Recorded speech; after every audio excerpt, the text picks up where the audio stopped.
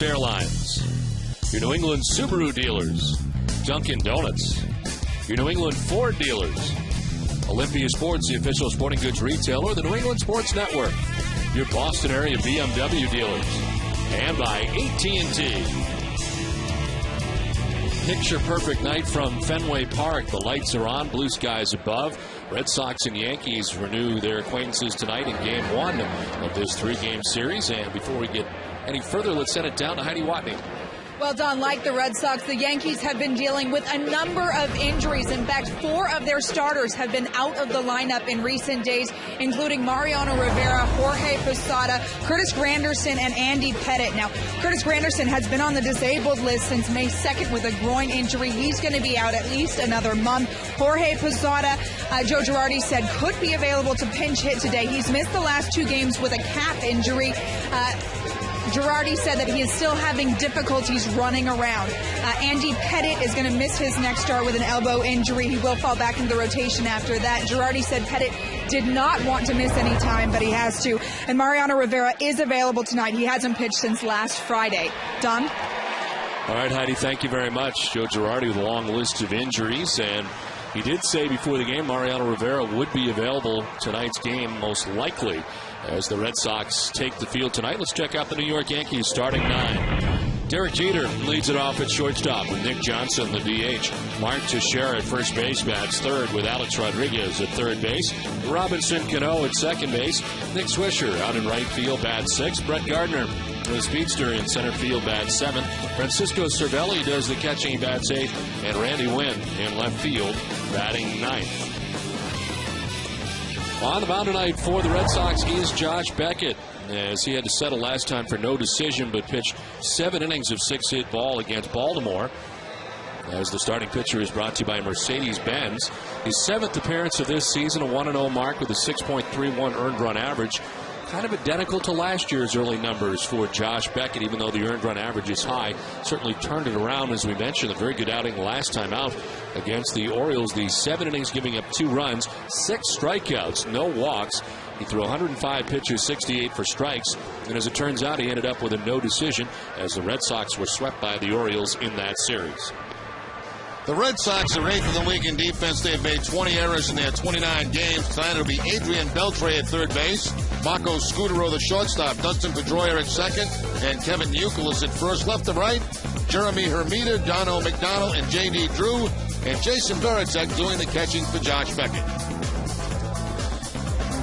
Umpiring crew tonight, Andy Fletcher has the plate calling the balls and strikes. Adrian Johnson at first base. The crew chief is Tim McClellan. He's at second base. Mike Everett is the umpire at third.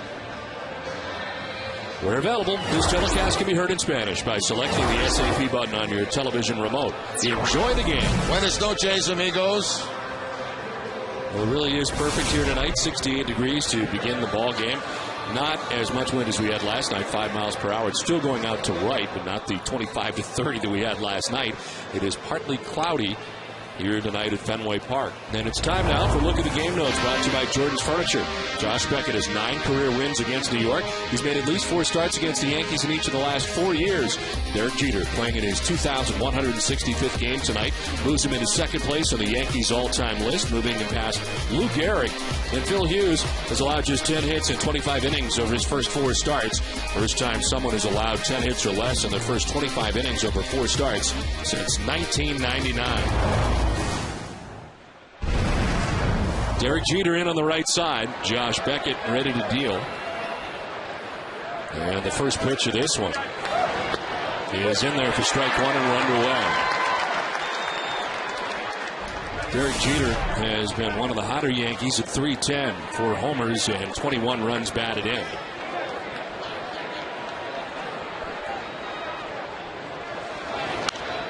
This is down the right field line and foul. Look at the Yankees and who's hot and who's not for New York. As you think of what they've done, they're 19-8, but still a game and a half back of the Tampa Bay Rays. So playing very good baseball. It's just the Rays are playing even better baseball. And you take into account that Robinson Cano has been on fire. Brett Gardner has been on fire. But A-Rod and Teixeira really have not heated it up yet. Jeter strikes out. A good start for Beckett. Looks like a cut fastball from Josh Beckett. And that at bat, he kept everything away from Derek Jeter. His fastballs and then the cut fastball for the strikeout. Beckett's high on strikeouts, 8. He did that against Tampa Bay in his 3rd start of the season. 1 out for Nick Johnson, one of the guys who really has not got it cranked up yet. He is hitting at 171. 2 homers, 8 runs batted in. As he takes strike 1.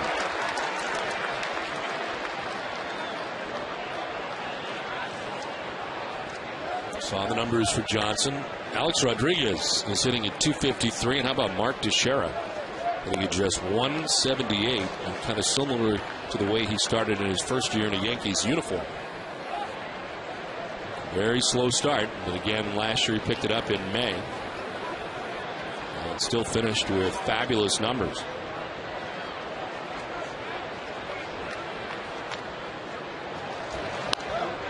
Flared foul, and it's 1-2.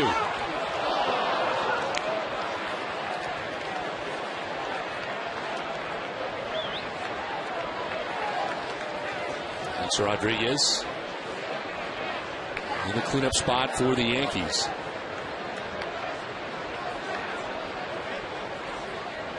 Last year, of course, Teixeira ended up with 122 RBIs and 39 home runs as Nick Johnson fouls this one off to the left, and it hangs at 1-2. Johnson returning to the Yankees, his 2nd stint with New York, and starting to pick it up over the last 3 games. In fact, in his last game, got his 2nd home run, was 3 for 3. Swing and a miss, back-to-back strikeouts. A nice start for Josh Beckett, 2 down. Beckett goes to the curveball, everything away from Johnson and that at bat until he goes to the breaking ball down and in for the strikeout. So strikeouts on a cut fastball and now the curveball. 2 down for Mark Teixeira. The key matchup is brought to you by your New England Acura dealers.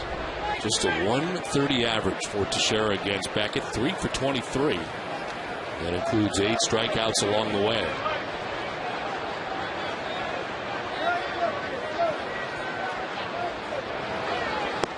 Picked it up a little bit on the homestand. He was 7 for 22 at 318. And last year led the American League in RBIs with 122. Tied Tampa Bay's Carlos Pena for the lead in home runs with 39. And there is the start for him at just 178. A strike, and it's 2-1. Cut it again from Beckett, that time away from Teixeira. So he's using the cut fastball to both sides of the plate.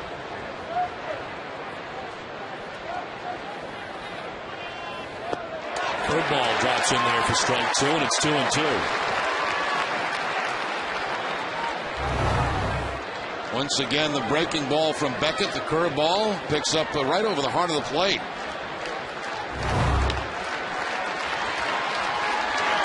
Another, and he strikes him out with it.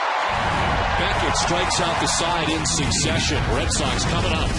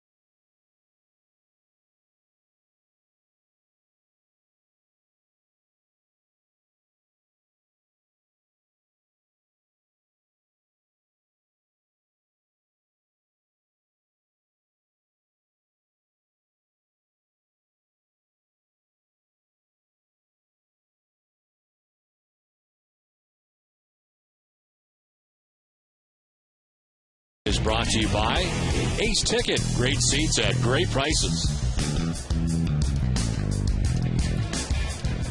Scoreless as we head to the bottom of the first inning. Phil Hughes on the mound tonight for New York. His 5th appearance. What a start for Hughes. He was battling during spring training with Jabba Chamberlain as to who was going to be the 5th starter.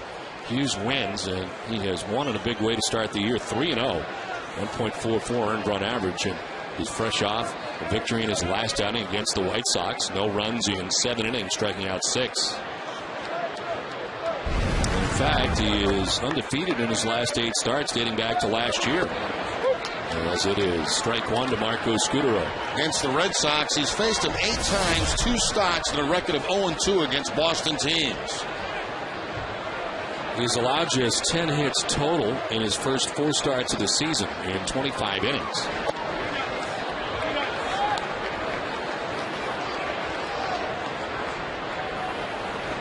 He's held Major League right-handed hitters to just a .210 average. And he's given up 9 home runs in his career to right-handed batters. It's ball 2-2-1. 3 pitches the Red Sox are going to see in this series. Sabathia, Hughes, Burnett all have pretty gaudy numbers right now. Pretty impressive.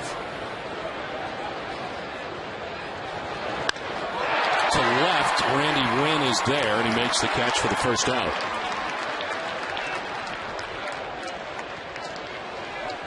Let's check out the Red Sox starting lineup. It's brought to you by New England Chevy dealers. Marco Scutaro at shortstop, Dustin Pedroia at second base, and J.D. Drew in right field. Kevin Youkilis in the cleanup spot at first base. David Ortiz at DH. Adrian Beltre at third base. Jeremy Hermida in left. Jason Veritek doing the catching, batting 8th. And Darnell McDonald in center field, bats 9th.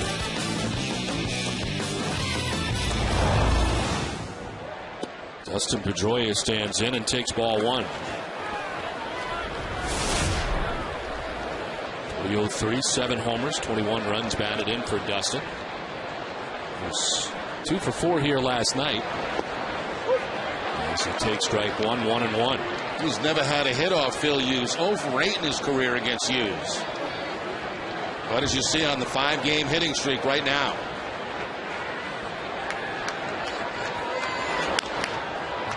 Chop foul, 1-2.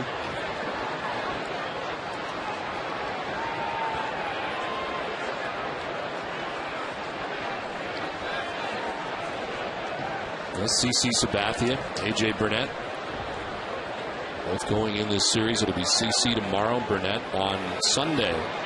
Andy Pettit will miss his next start. Joe Girardi announcing before the game. That does not affect this series in any way. The 1-2 foul down the right field line out of play. And it's time now for the Player of the Week, brought to you by Taco Bell. Think outside the bun.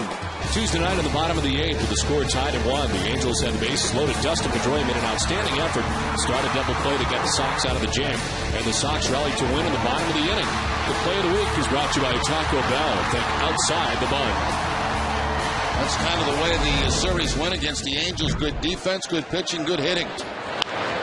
1-2 is popped up, sending Cano to short right. And the Yankees second baseman makes the catch, 2 down. Let's take a look at the Yankee defense, which has been very good. Second in the league, only 10 errors on the season. Alex Rodriguez at third base, Derek Jeter the shortstop, Robinson Cano at second, and Mark Teixeira the first baseman. Left to right, Randy Wynn, Brett Gardner, and Nick Swisher, and Francisco Cervelli doing the catching. Derek Jeter leading this group with 4 Gold Gloves. 2 down for J.D. Drew. He'll take strike 1 from Hughes.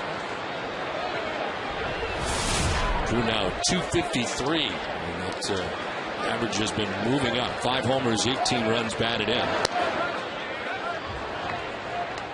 A great series against the Angels. 7 for 15 in the 4-game series. Multiple hits in 4 of his last 7 games, including 3 straight. It's 2-1.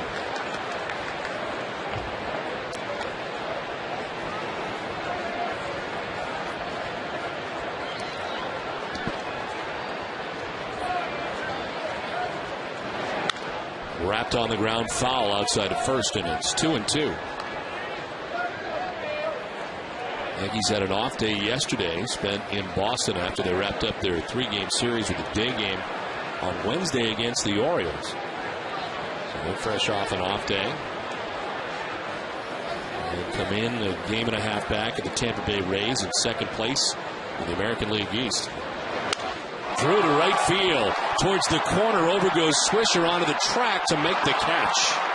Good running grab. It ends the first, done with one. No score from Fenway.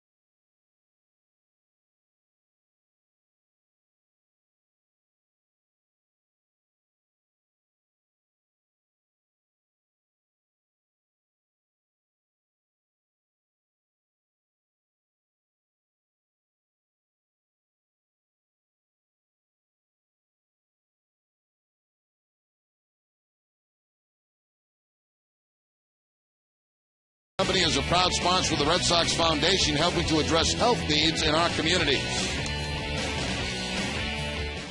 Scoreless as we head to the top of the second inning. Alex Rodriguez leading it off and the recipient of strike one. It is A-Rod, Robinson Cano, Nick Swisher. 4, 5, and 6 here in the second inning for New York. Look at the numbers for A-Rod. Flared foul, and it's 0-2. Beckett's been all about strikes so far tonight. He's thrown 15 pitches, 12 for strikes. I wish their dad well. And we do indeed, thanks to all of our servicemen and women. Certainly very proud. Great ceremony here at Fenway Park tonight before the game. Home base day here at Fenway Park.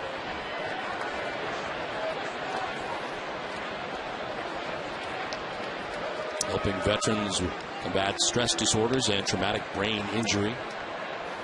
And of course, that event kicking off the run, which will be on May 23rd. We'll talk more about that as the game goes on. As the 0-2 framed by Veritek just missing.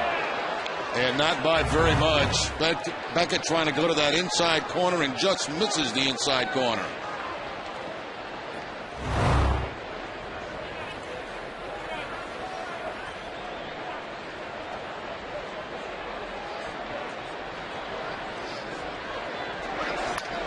Back to Beckett, can't field it, kicks out to Pedroia. He's got time and makes the play. Let's check in with Catherine Tappan. Catherine?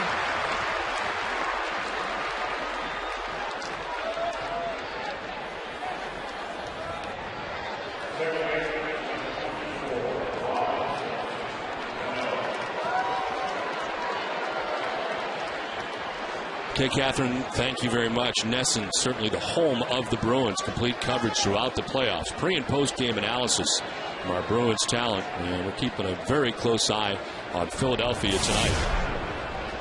Robinson Cano stands in with one out here in the second inning.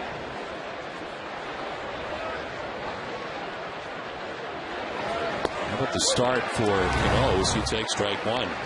Beckett really jams A-Rod right here. The ball bounces off his glove, changes directions, but fortunately toward first base. And it gave Pedroia a chance to get over there, make the play, and throw out Rodriguez.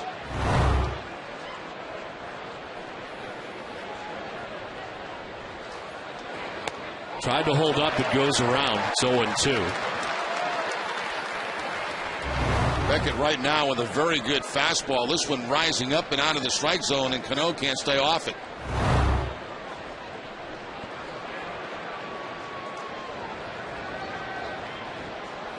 Cano enjoying his time away from Yankee Stadium. 441, 6 of the 9 home runs he has coming away from Yankee Stadium.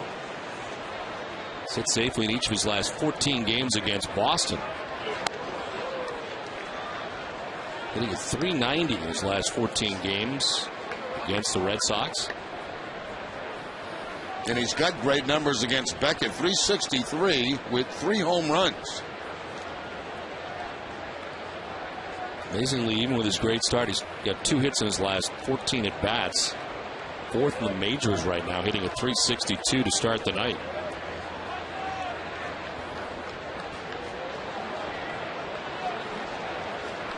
He's been batting out of the 5 spot this year, much different from where he normally batted the last few years. Well, the absence of Matsui and Damon made some changes in the lineup, and one of them was to move Cano up, and it's worked out great. Well, you know, a lot of people felt that, someday this guy might win a batting title, and this could be the year for Cano, because he generally gets off to a slow start. The second half is where he's done the bulk of his damage in his career, but not this year. Right out of the gate.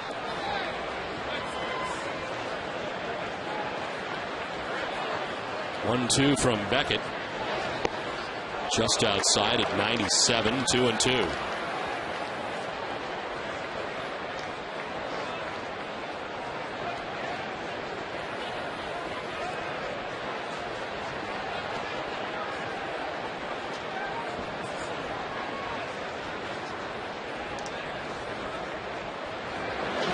Swing and a miss. Beckett gets his 4th K of the night, and there's 2 down in the second.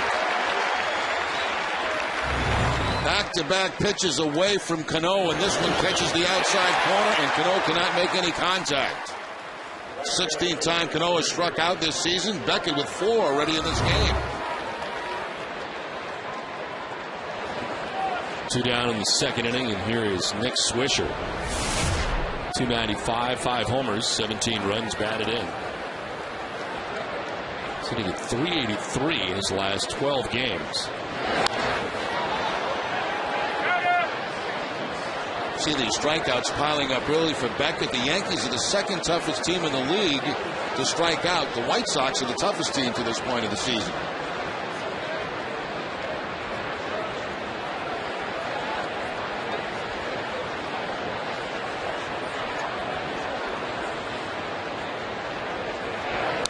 Breaking ball fouled off, 0-2. Mother's Day is coming. Need a gift for mom? Shop Olympia Sports and get 20% off any 2 or more ladies' footwear and apparel items. Olympia Sports, get it for less.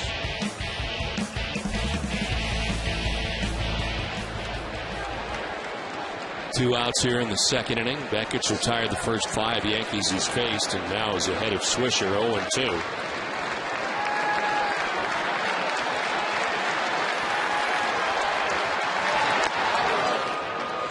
One and 2. Swisher, a switch hitter, acquired by the Yankees from the White Sox. November of 08. He's in the midst of a 5-year deal that originally signed with Oakland. Went to the White Sox and still in that contract with New York. Breaking ball and a good one. He strikes him out. 5 Ks for Beckett. He's retired the first 6 Yankees were scoreless.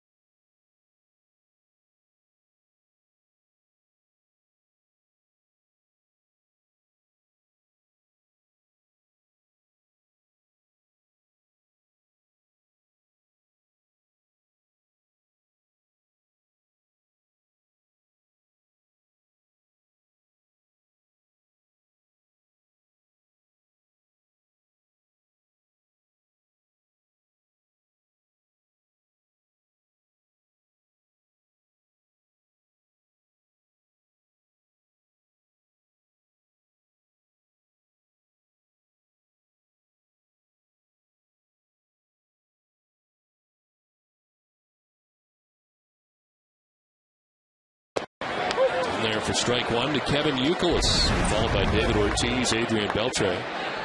In the last half of the second inning, Phil Hughes had a 1-2-3 first, retired the Sox on 14 pitches.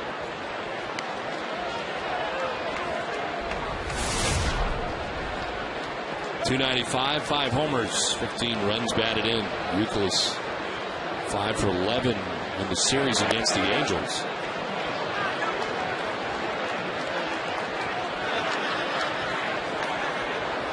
Riding a 5-game hitting streak at .438 during the 5-gamer.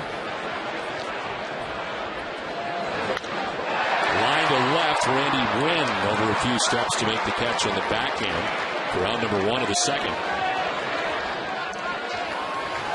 It's time now for tonight's Twisted But True Fact. Last night, the Fort Myers Miracle of the Florida State League sponsored Bring Back the High Five Night. Fans were greeted with high fives when entering areas of the stadium were set up for fans who wanted to high five during the game. There was also a vote for the greatest high five of all time. Twisted Tea Hard Iced Tea is the refreshing hard iced tea that tastes a little like real iced tea. Be a little twisted. I didn't know the high five left. Well, it's now about the fist bump and all kinds of other stuff. I still like a high five every now and then. Nothing like a good high five. One out here in the second. David Ortiz at 171. 4 homers, 7 runs batted in.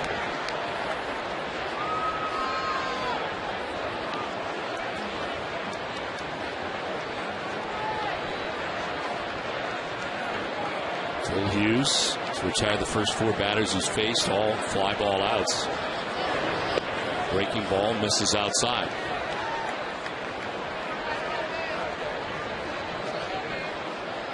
David starting to pick it up. Last 4 games, 3 homers, 3 runs batted in.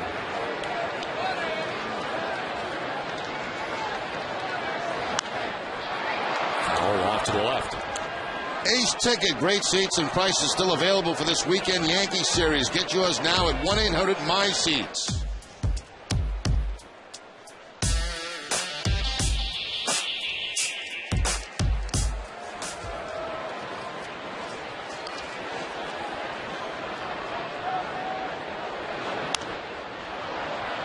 Wanted to elevate that. Didn't get it up as far as I think Cervelli would have liked. It is fouled off, and it's 1-2.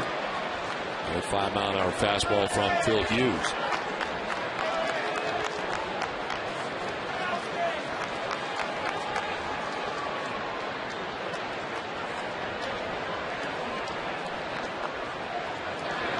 Ortiz strikes out back to the 95-mile-an-hour fastball, and it's the first strikeout for Hughes. 2 down. Yeah, they got that fastball where they wanted it, right in on the hands of David Ortiz, just above the hands.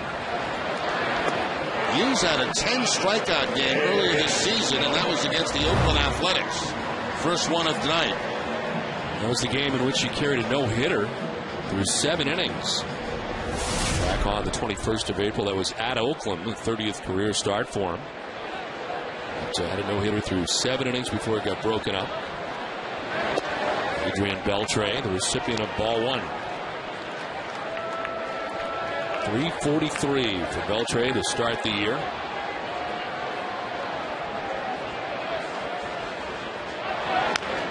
On the ground right side, Teixeira's got it. He'll flip to Hughes, who is on the bag for the out.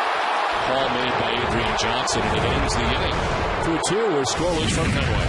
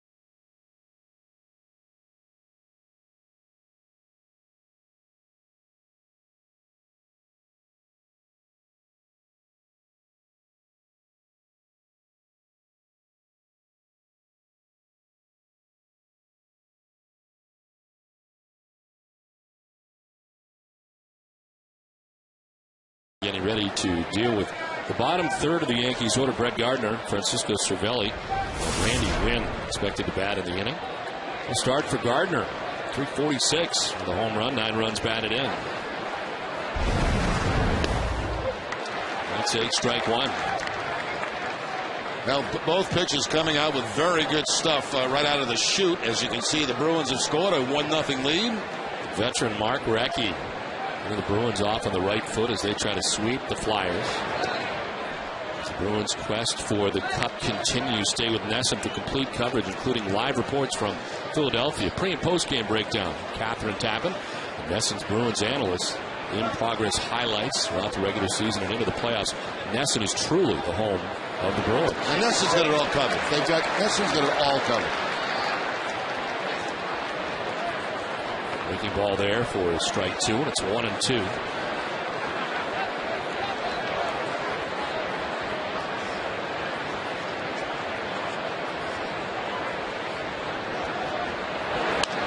Back to Beckett, fields and throws.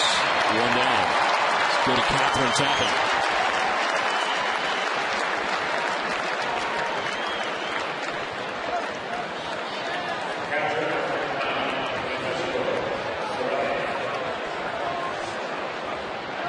Okay, Catherine, thank you very much. 1 out here in the 3rd inning. And here's Francisco Cervelli with Jorge Posada banged up the tight calf muscle, which has hampered him from time to time, missing the last couple of games. So Cervelli stepped in and done a fantastic job. 371 average. Gardner right back to Beckett. And Beckett with a moonshot throw over first base. He just lets it fly nice and high. Leads Youkilis to the bag for the out.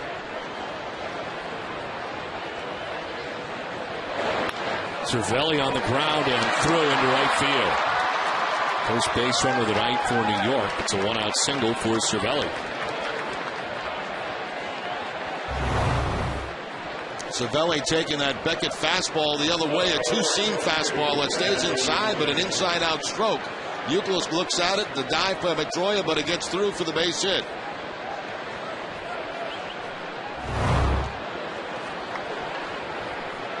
So 1 out, Cervelli at first base, and Randy Winn. Win at 158 with a home run, 3 runs batted in.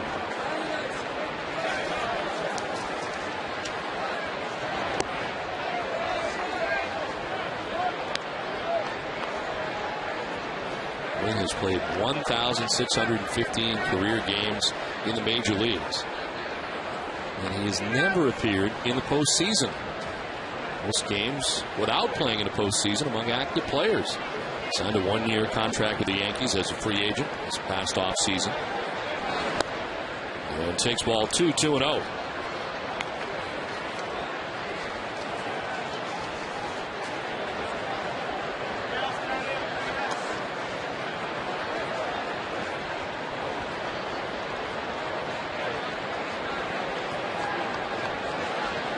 I've seen plenty of Winn when he was in Tampa Bay and in Seattle. Spending the last 5 years as a member of the San Francisco Giants. Broke in with Tampa Bay back in 1998. Look at his career.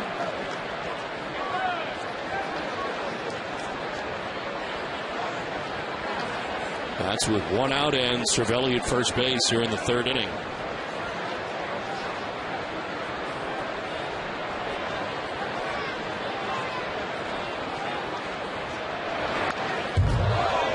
At FWWeb.com, learn all you need to know about York Air Conditioning. York offers double the efficiency of older air conditioners, and many models qualify for federal and local tax credits. Cool off at FWWeb.com today.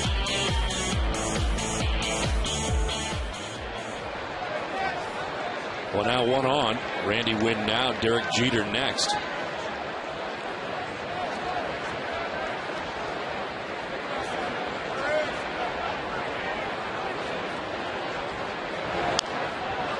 Off 2-2.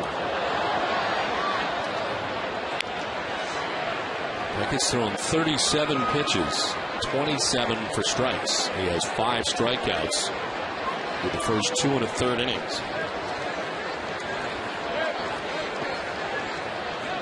The strikeouts he's had in the game this year is 8. Daniel Briere has answered for the Flyers. It's a 1-1 game now in game 4. They get just under a minute left to go in the first. There's a 4-on-4 tally for Briere. This one fouled off, 2-2.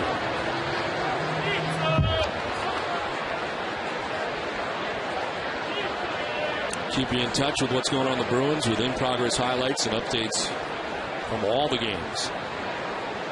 And a 1-1 game right now in Philadelphia.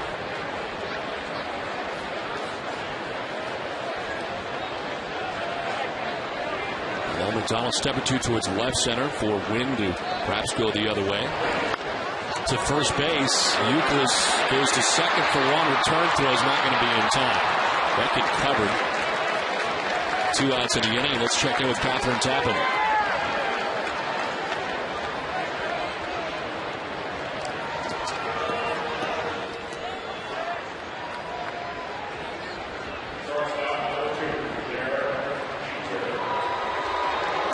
Okay, Catherine, thanks very much.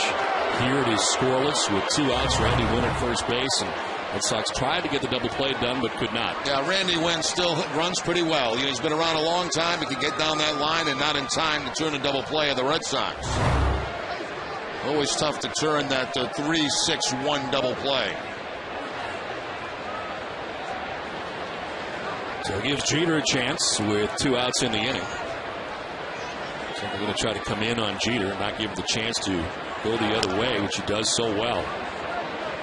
Patent and swing with a base hit to the opposite field for Jeter. Trying to tie him up, and he fouls it off 0-1. You know, it's interesting, Don. So a lot of guys that go the other way like Jeter does, like the ball inside, you have to really get it way inside for him to jam it. Because the natural tendency is to get the hands inside the baseball, and they like that inside pitch sometimes to push the other way.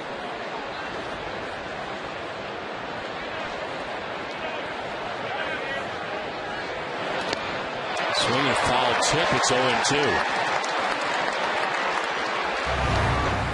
This appeared to be a changeup from Josh Beckett, down and away at about 88 miles an hour. Had Jeter off balance. First period is over, and they're tied up 1-1. Recchi and Briere on the goals tonight from Philadelphia. 2 outs, Win at first. Beckett's ahead 0-2 to first to check.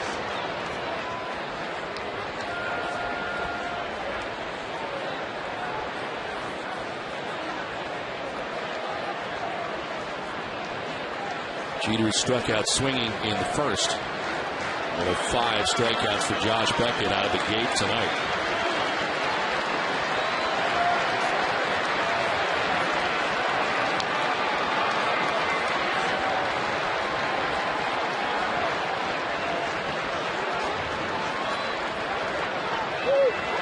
Time finally called.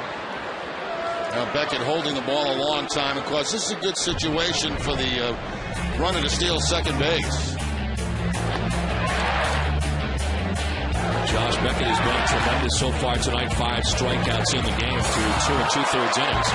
Making some pretty good defensive plays along the way as well.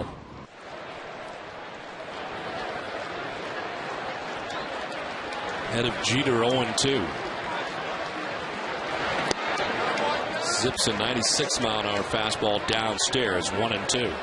If Wynn steals in this situation, it successfully gets in scoring position. If not, you have Jeter leading off next inning. And Jeter down in the count, 1-2. Wynn has 1 stolen base so far in the season.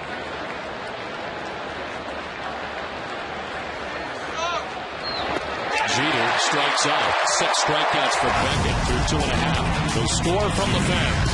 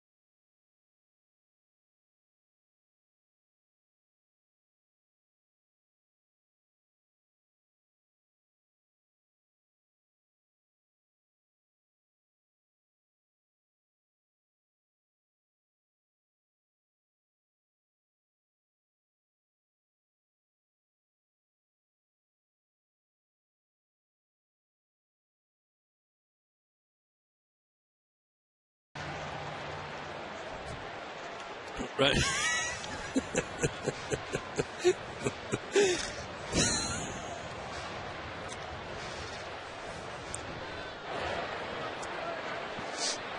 Last half of the third inning at Fenway Park. Phil Hughes has mowed down the first 6 Red Sox he's faced in the game.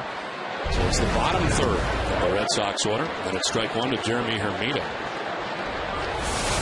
250 start for Hermida. It seems he's had some big hits for the Red Sox in the early going of this campaign. 3 homers, 16 runs batted in. Breaking ball in there for strike 2. Well, backdoor curveball that time from Phil Hughes.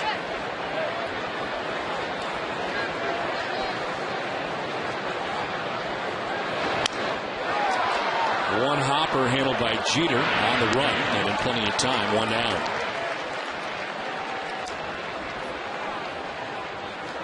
Your mom deserves only the best, so give her only the best. The Foxwoods Resort Casino and MGM Grand Foxwoods gift card. It's good for luxurious spa or salon treatment, hotel stay, gourmet dining, entertainment, and more. It's the perfect Mother's Day gift. Visit Foxwoods.com or call 1-800-FOXWOODS. 1 out in the third inning. And Jason Varitek, the batter.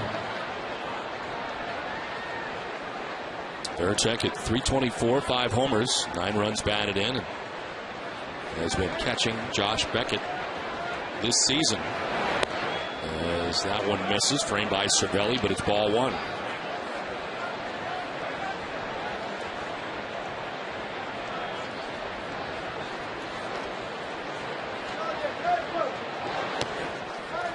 Two and 0. Hughes coming into tonight's action 3-0 with a 1.44 earned run average. His 5th start.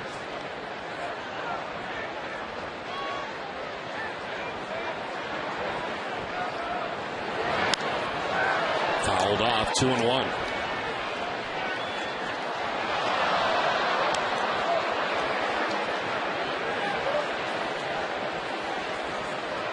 Darnell McDonald waiting on deck. Hughes with 31 pitches, thrown 20 for strikes. Has 1 strikeout. 2-2. Hits it by Varitek at 95. Both pitches in this game have good life on their fastball tonight, Beckett and Hughes.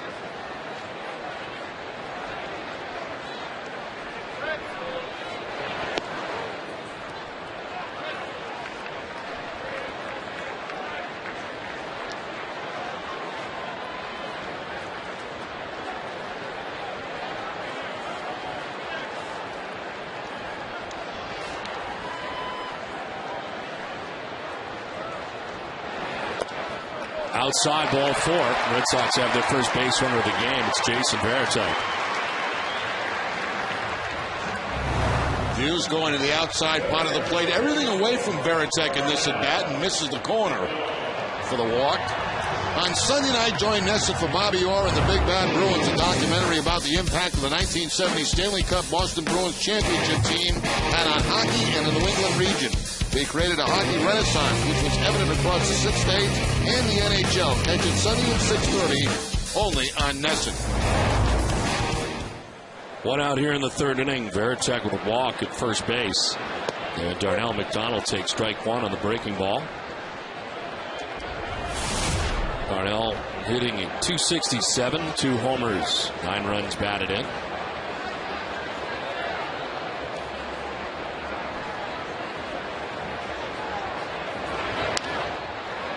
Foul down the right field line. It's 0-2.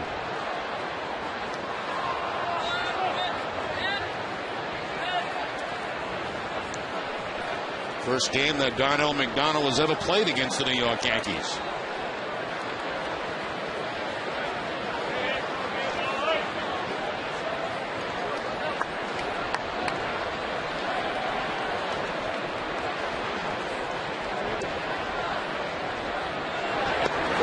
Strike 3 call. Over the inside corner, got him on the curveball. Second strikeout for Hughes, 2 down. First strikeout was on Ortiz on a fastball. This time a breaking ball he throws right at McDonald, and the ball picks up the inside corner.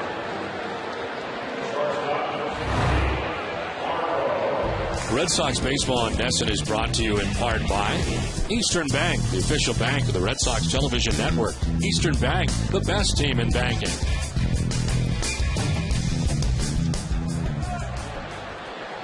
Two outs here in the third inning. Jason Varitek at first base. Marco Scutaro coming up.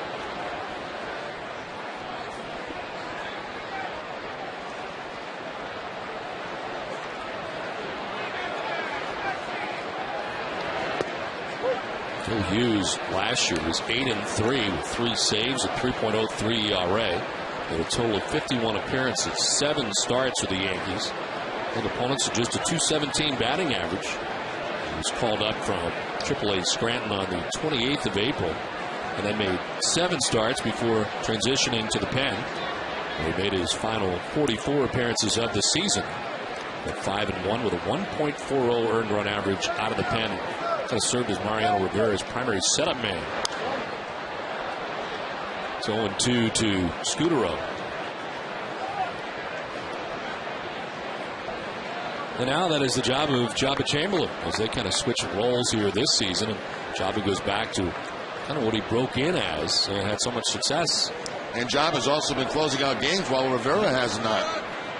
Although, as you mentioned, Rivera available tonight. Dave Island, the pitching coach here under Joe Girardi.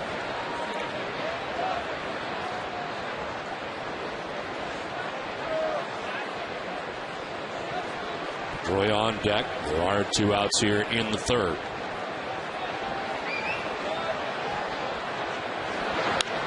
Scutaro foul down the right field line. We'll do it again. 0-2.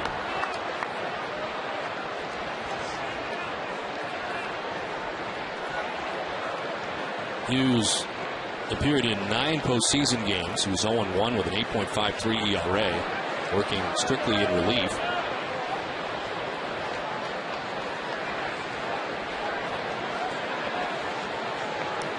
As part of the World Championship run for the Yankees. Strike 3 call. Third strikeout for Hughes. Played 3 from Fenway without a score.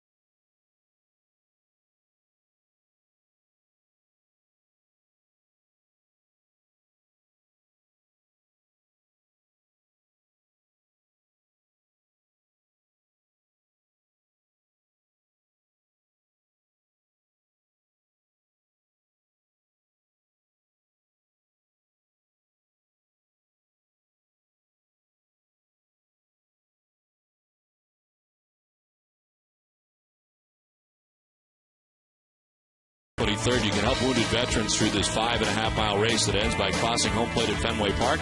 Advanced registration is required, so sign up today. And if you can't run, you can still help by sponsoring one of the many veterans running to help others, or join Jerry Remy's team. To learn more, visit runtohomebase.org now. It's ground ball right side to second base, and Nick Johnson is quickly retired. The first out of the inning. Great to have with us David Ginsburg, Vice Chairman of the Red Sox, and the President of Mass General, Peter Slavin, is along with us. Gentlemen, thanks for joining us. Thanks for having us. I guess I'll start with you, David. Tell us a little bit about this program and how the Red Sox got involved. Well, it really was an outgrowth of the 2004 and 2007 visit to Walter Reed. And, my partner and colleague, Tom Werner, was really the fire plug behind it. It was really a realization that something needed to be done by the private sector in this area. And we really look at it as there's an implicit contract that these men and women, these warriors, put themselves in harm's way on our behalf. And there's a contract that if something goes wrong, we're going to help you out. That contract is something that we believe is a public and a private contract. It's not only the government's responsibility, it's our responsibility also, we the people. So we believe that we, along with Mass General, our great partners who are doing some leading research and treatment in this area, can really make a difference in the private sector and having a private and public partnership in this area. And Peter, a terrific ceremony here at Fenway Park as well before that everyone got to see here live on NESN. It was pretty amazing. The Red Sox, working with us, put together a terrific program. Seeing those parachuters come out of the sky to deliver those baseballs was quite a thrill. We're obviously thrilled to team up with the Red Sox Foundation to make this program a reality. We've designed what I think is a terrific program for some of the most wonderful young men and women in our country. A program that provides them with care, a program that helps support their families, a program that tries to educate other providers across the Red Sox nation about recognizing and treating these conditions, and last but not least, a research program trying to put together the best minds in biomedical research in Boston, focused on trying to come up with better treatments for post-traumatic stress disorder and traumatic brain injury. Tell us more about the race, where it starts, where it finishes. I think it starts right here at Fenway and finishes home plate. It starts at Fenway and it ends at Fenway, and we expect to have about 2,500 runners. And we thank you for everything you've done in putting together a team and understanding your restaurant. You've done a lot of promotion. And we're chasing down the Red Sox Foundation. We're going to catch you. All right. Well, thank you very much. I mean, we do a lot of good things at the Red Sox Foundation, and we think this is one of the more important things that we're doing right now to help out in this area that's very, very important for what's going on in our nation right now. So the fundraising is key to our ability to provide care to these patients. The care for these types of disorders is not well reimbursed by insurers, and the research needs more support. So we're delighted at the outpouring of support for the race and other philanthropic activities supporting the program. Have you noticed since the program has started an increase of veterans coming into MGH? We're now caring for over 100 veterans and their families, and we started with a very, very small number, and the numbers are ramping up considerably.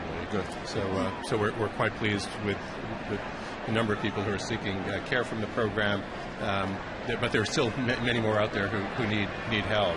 It's estimated that there are probably tens of thousands of people throughout New England who've returned from Afghanistan and Iraq and who are suffering from one of these conditions, and yet only a small fraction of them are getting treated. So we hope more will turn to us and other providers to get the help they need. Yeah, and one of the reasons for the team's involvement and the players' involvement is to try to destigmatize the issues. You can imagine for these warriors admitting that they have an emotional problem and PTSD and coming forward and saying they need help has been a very, very difficult step. And there are many reasons why it's difficult, one of which is the stigma that's related to it. And what we're trying to say is, it's okay, don't worry, we're here to help. And, this is something that the players, the wives, as you've seen on the field, can get behind. And it's been very, very positive. We were so excited about teaming up with the Red Sox is we think the Red Sox represent such a positive image, and we hope that their brand, their involvement will really help get young men and women who otherwise might not seek treatment to come get the treatment they need. Runtohomebase.org for the fans to check it out. We thank both of you for joining us very much. Thanks for getting Thank you. Good luck. Great, thank you. There it is on the screen, runtohomebase.org. You'll be part of the race, and I hope you will. This is popped up foul out of play. It's first and second with one out.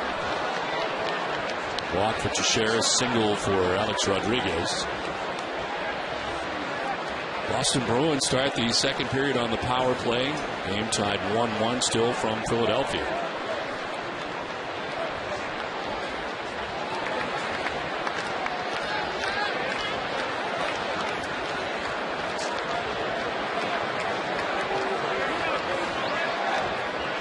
Robinson, Cano. Out of a 1-2.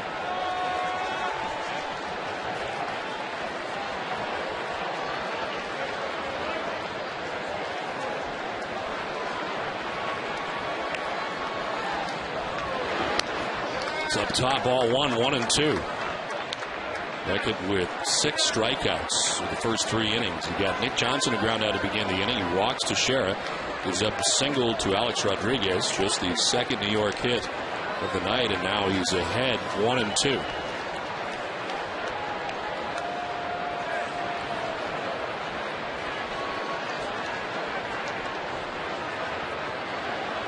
Rose struck out swinging first time up. Now 1-2. Time call. Beckett holding on to the baseball again a long time.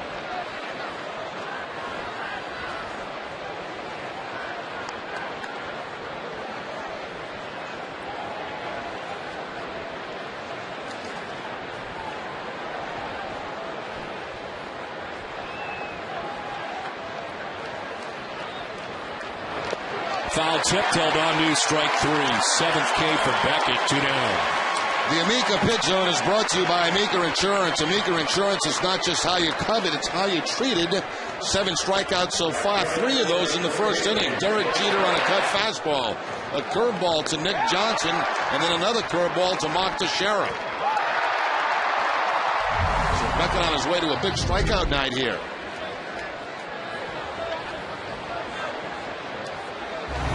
Once again, they stay away from Robinson Cano. The second time he has struck him out tonight on a fastball away. 2 on, 2 down from Nick Swisher. He was a strikeout victim in the second inning as he went swinging. Leon swings for strike 1. That was a nasty cut fastball there from Beckett. Almost a bigger break as a slider. You make contact with that, you break the bat.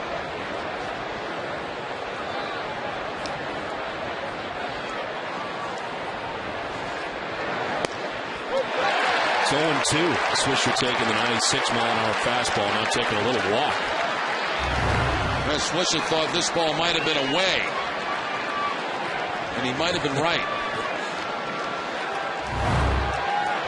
Josh Beckett had a season-high 8 strikeouts. Home against Tampa Bay, the 16th of April. He's got 7 Ks through 3 2/3. And ready with the 0-2.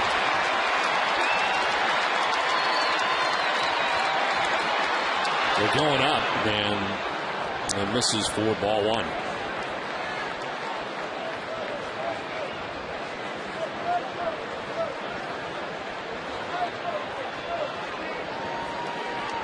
Swisher now, if the inning continues. Brett Gardner next. There are 2 outs in the inning with 2 on. First threat for New York comes here in the 4th.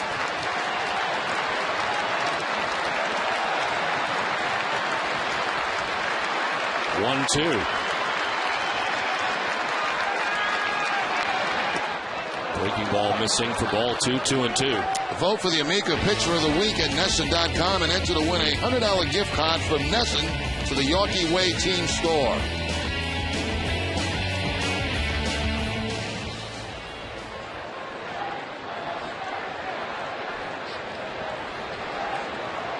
Two balls, 2 strikes, 2 down in the inning, 2 on. And Teixeira at second base. Alex Rodriguez at first base. And a 2-2 coming to Nick Swisher. Breaking ball hit to center field, sending Darnell McDonald back at the wall. That ball is gone. There the photographer's pit straight away center field. A 3-run home run for Nick Swisher. He got down in the count 0-2. And on a 2-2, drives it out of the yard to put New York on top 3-0.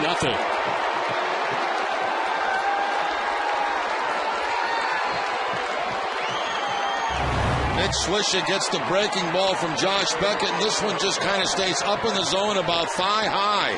And Swisher to straightaway center field. Home run number 6 on the season for Swisher.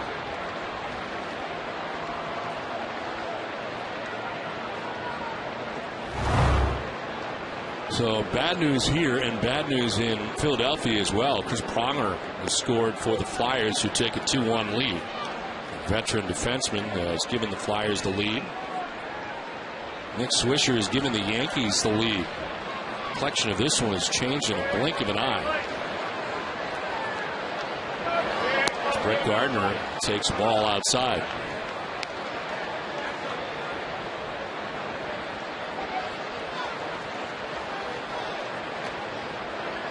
Gardner grounded back to Beckett in the 3rd inning.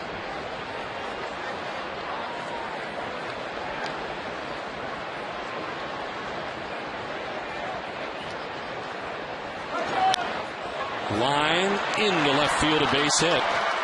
Another 2-out base hit, Brett Gardner. Let's check in with Catherine Tappan.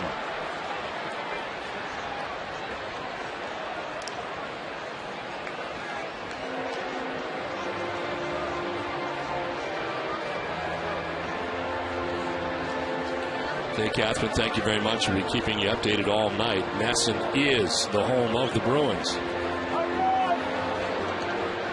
Brett Gardner, who has been a special player for the Yankees in the early going, gets the cut fastball, inside-out swing to the opposite field, and he becomes an immediate threat to steal. He has 13 stolen bases on the season, and he's only been caught 1 time. Juan Pierre of Chicago leads the American League in steals with 15. Gardner has 13. Gardner at first base, held on by Euclid. Quick check, and he dives back safely.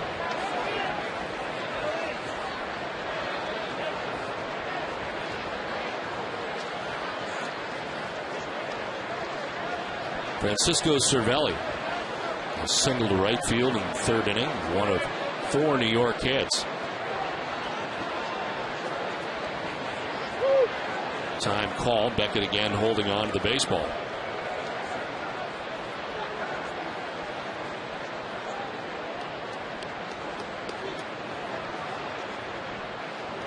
Osada could be back in the series.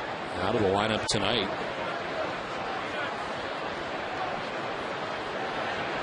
Yankees here tomorrow and on Sunday. This will put Cervelli down to the ground. 93 and in, 1-0. Maybe Josh didn't like Cervelli calling timeout.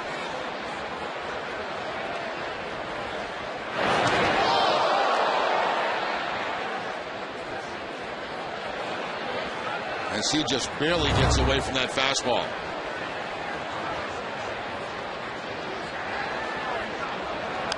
Now a check swing foul. It evens the count at 1-1. Second start of the season for Beckett against New York. Took a no decision at Fenway Park back on April 4th. A 9-7 opening night victory for the Red Sox against New York. And 5 starts against the Yankees last year. Josh 2-1 with a 5.34 ERA, and in his career 9-5. And he gives up a 3-run home run to Nick Swisher in this inning. Checks on Gardner again.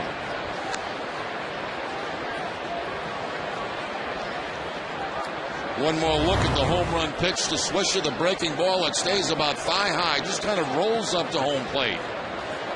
Not a good snap. Not a good break on.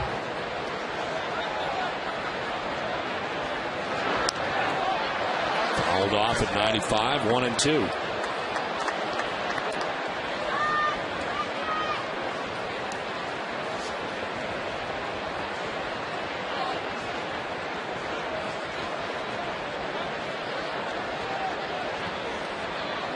Cervelli last year appeared in 42 games for the Yankees, 25 starts as the catcher. He had a .298 last year. Teams on the playoff roster for the ALDS and ALCS. Runner goes, and it's fouled off.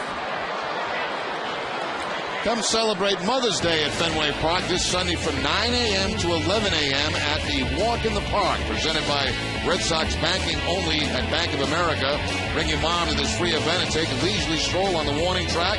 Fans can have their photos taken with the 2004 and 7 World Series trophies and Wally the Green Monster. Red Sox player Bill Hall, as well as various Red Sox alumni, will also be present for autographs and photos. Fans can enter the ballpark at Gate C.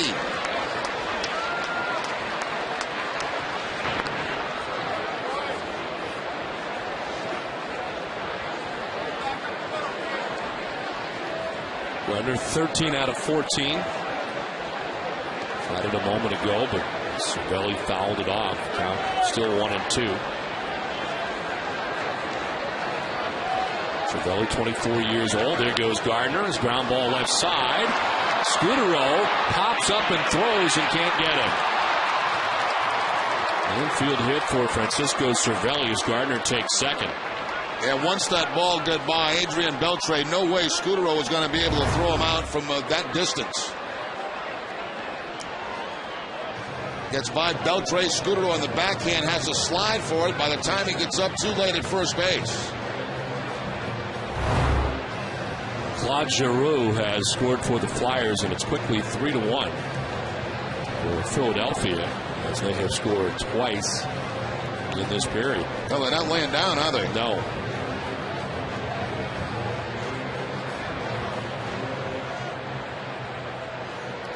It's first and second here for New York. And John Farrell talking it over with Beckett. Randy Wynn coming up next. We will have complete Bruins coverage throughout the night. This is the home of the Bruins.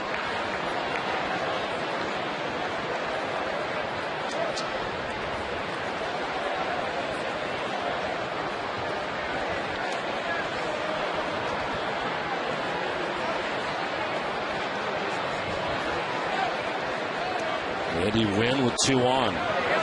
Shot back to Beckett. Fields and throws softly again. This one will get it done, and a 3-run home run for Nick Swisher. Yankees on top 3-0.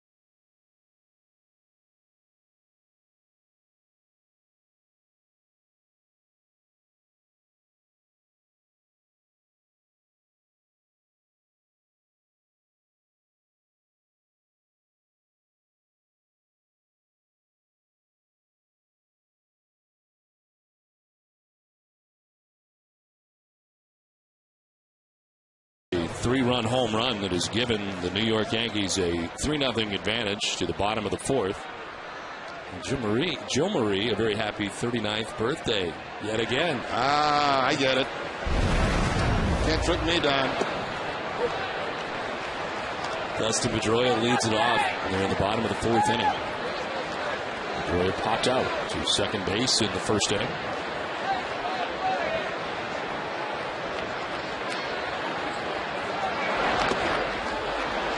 It's 0-2. Phil Hughes had to wait a while as his team came up with 3 runs in the top half of this inning. He has not yet surrendered a hit through the first 3. He did walk Veritek with 1 out in the third. He struck out 3. Time call.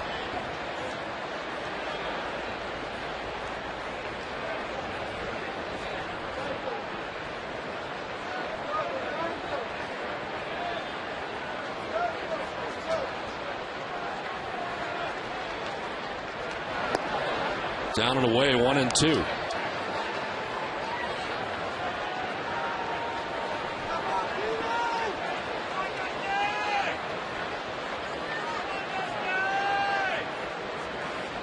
CC Sabathia going in this series. 1-2 is on the ground to third base. Alex Rodriguez. 1 down in the inning. Let's check back in with Catherine Tappan.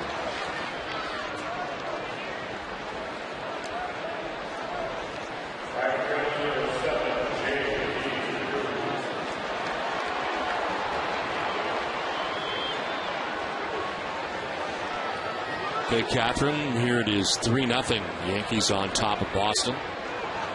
With 1 out in the home half of the fourth inning, and J.D. Drew, the batter.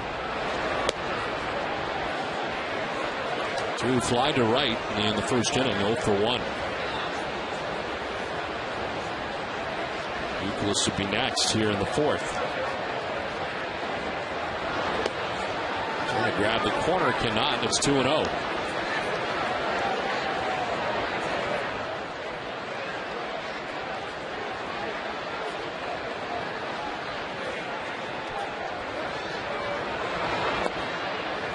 Everything away to Drew, 3-0.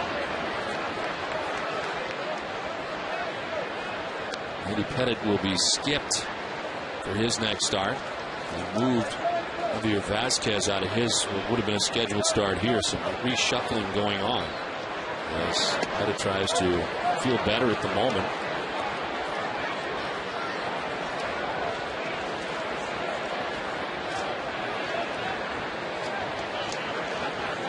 Game 1 to J.D. Drew, 1 out here in the fourth inning.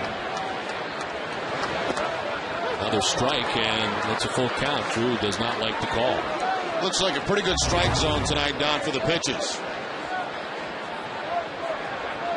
Good pitch right there, outside part of the plate. That cut fastball again from Hughes.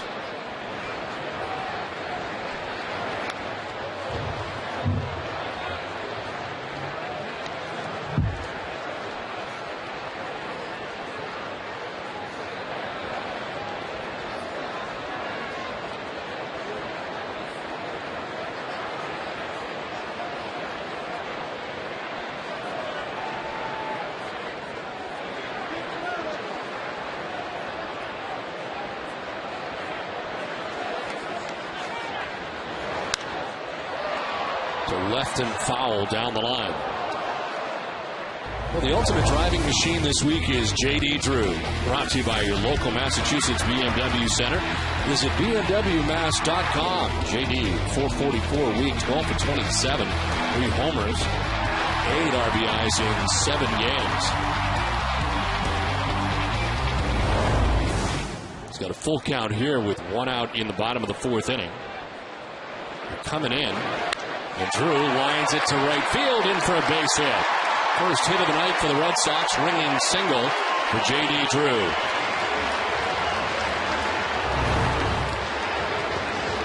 J.D. gets that fastball right down the middle and the topspin line drive to right field for the base hit.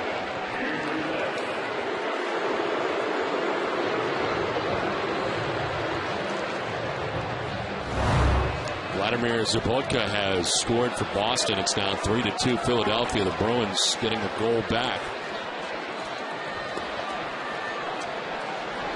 1 out in the fourth inning. J.D. Drew at first base. Kevin Euclid on the right side.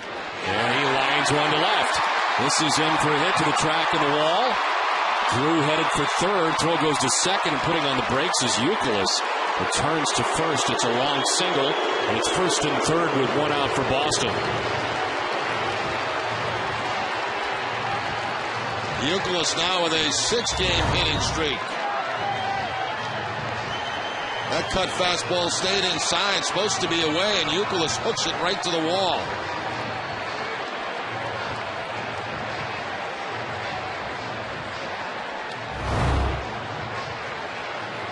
Six-game hitting streak now for Youkilis. First hit of tonight. That's first and third, one out. David Ortiz coming up.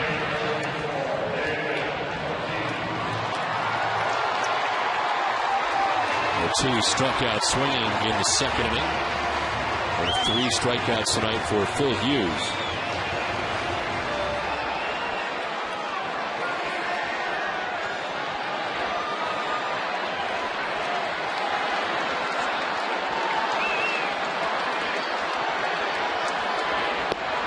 Ball one away.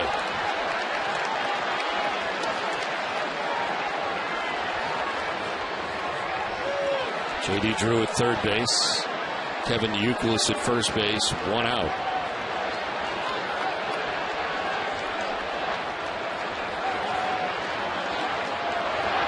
Ortiz hits a fly ball to right field. Swisher going over. Has room and makes the catch in front of the track as Drew tags and scores the first Red Sox run of the night. Ortiz picks up RBI number 8 on the season. Gets the Red Sox on the board.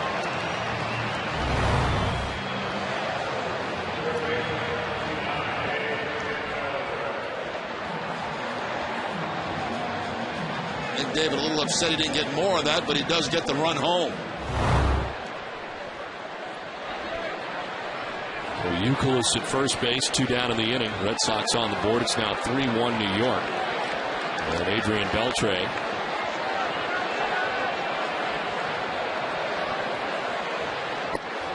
Beltre grounded out to first base in the second inning, 0 for 1.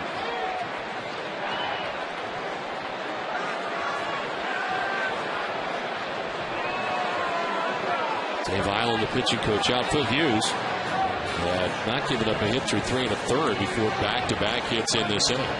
On Monday, join TC for 30 extra minutes of Sox action before they kick off a 3-game series against the Blue Jays at Fenway.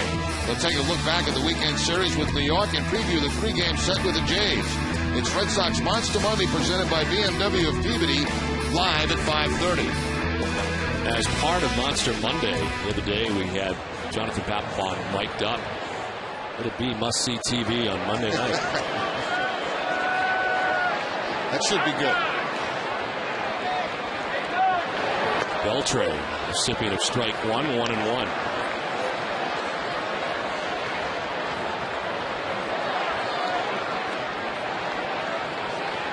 Youkilis at first base, 2 down here in the 4th. Hughes checks, even though Youkilis' lead was not very large.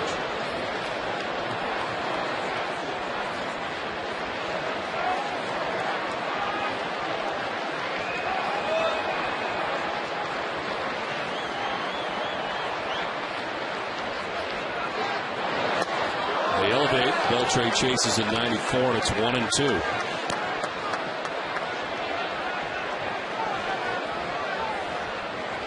Hughes about to throw his 60th pitch. And 2 outs here in the 4th inning.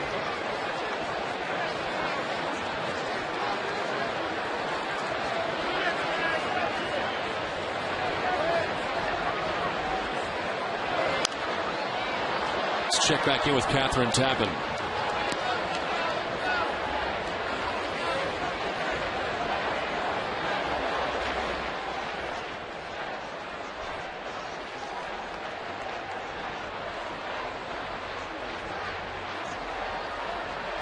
Okay, Catherine, thank you very much. It is 3-1 here. Yankees on top. Red Sox have gotten a run back so far in this 4th inning.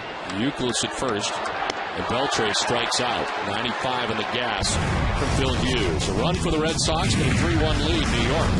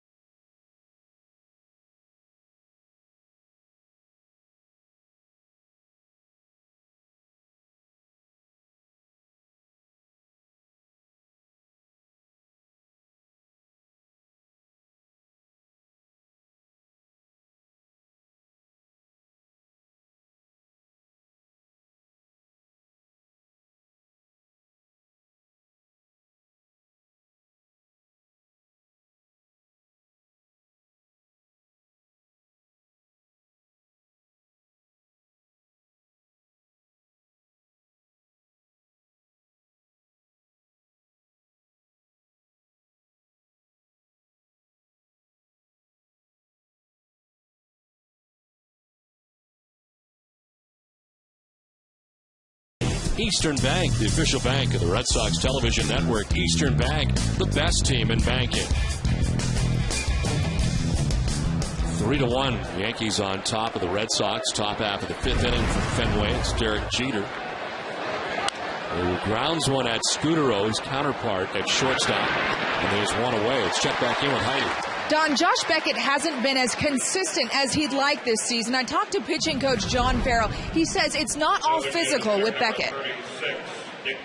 More than anything is to pitch with a little bit more of a clear mind and not to take an inordinate amount of information with him on any given hitter to the mound with him. He is a guy that the more direct and straightforward the approach to attacking hitters, the better for him, rather than, again, trying to pitch exclusively to a scouting report. His stuff is such that he can dictate the tempo from the mound.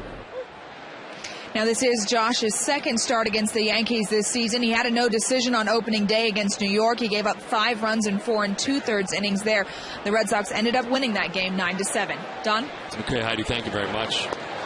As he misses with that breaking ball. I guess, Jerry, there can be a situation where you just have too much information now on different hitters and you're thinking about too many different things. Yeah, I think everything helps, and I think it's a good point by John Farrell. When you got his stuff like Josh Beckett and it's on, you pitch your game.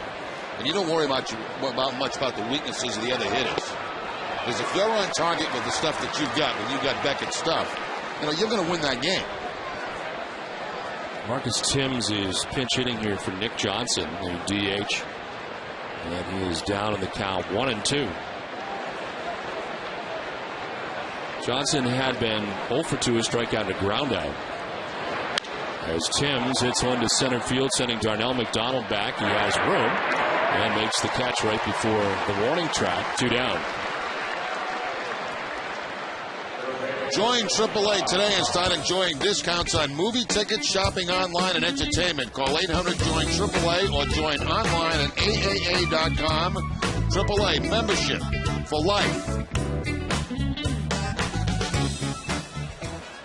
2 down here in the 5th. Mark Teixeira, the batter.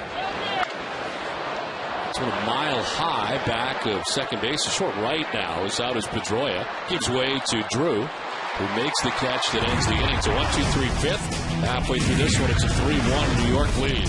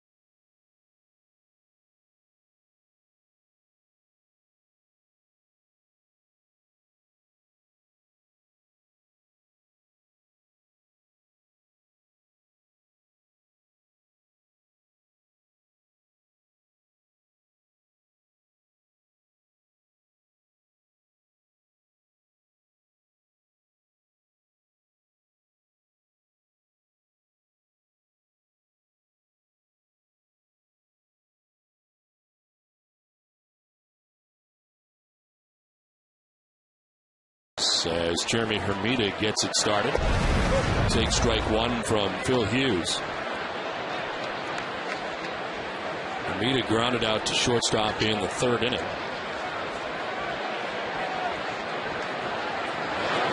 Red Sox able to get to Hughes for a run in the 4th inning. Sac fly for David Ortiz after Hughes surrendered back-to-back singles to Drew and Youkilis. Ended up getting the fly out for Ortiz, struck out Beltre to end the inning.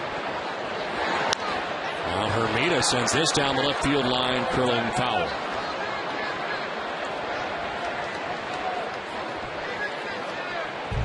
Whether it's banking, investments, or insurance, Eastern Bank is here to help you and your community win. And for each Red Sox win this month, the Eastern Bank Charitable Foundation will donate $500 to the Boys and Girls Clubs of Cape Cod. 1-2 to Hermida. Down and in for ball 2, 2-2.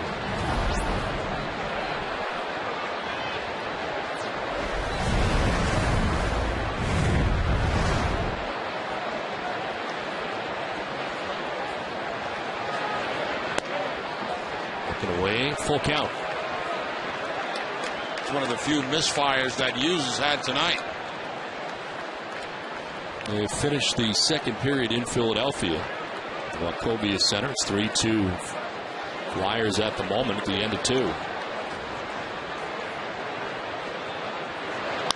On the ground is short, right at Jeter. 1 down. Let's check in with Catherine Tappan.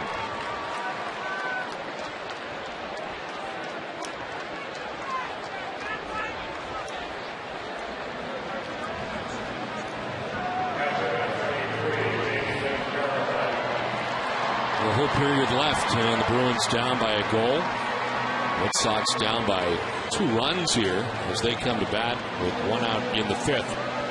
And Jason Varitek getting his second plate appearance against Phil Hughes, who walked in the 3rd inning. The only free pass served up by the Yankees right-hander.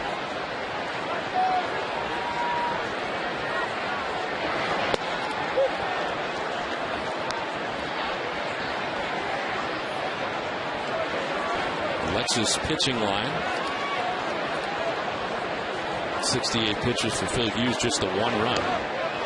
So jumps ahead of Varitek 0-2.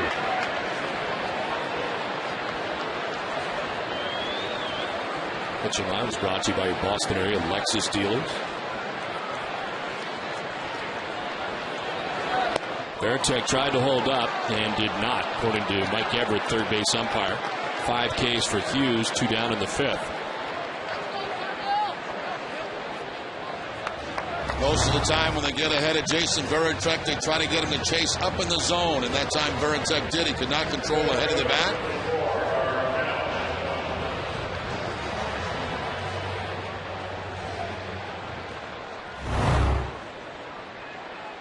Two down, 4 in a row, retired by Hughes. Darnell McDonald stands in. To right field, and that's going to be in for a base hit. Quickly over Swisher to hold him to a single. Nice play by Swisher to get over there. That one gets by him. He realizes McDonald's going to be running a while, so he quickly got over to make the grab on a hop. McDonald gets that outside cut fastball and takes it to the opposite field. And you're right, a nice play by Swisher. That ball gets by him, and McDonald's going to run a while. Instead, he's at first base with a single with 2 outs. 2 down, McDonald at first base. Top of the order, Marco Scudero coming up. 0 for 2 in the game against Hughes. He's lined out to left and struck out looking.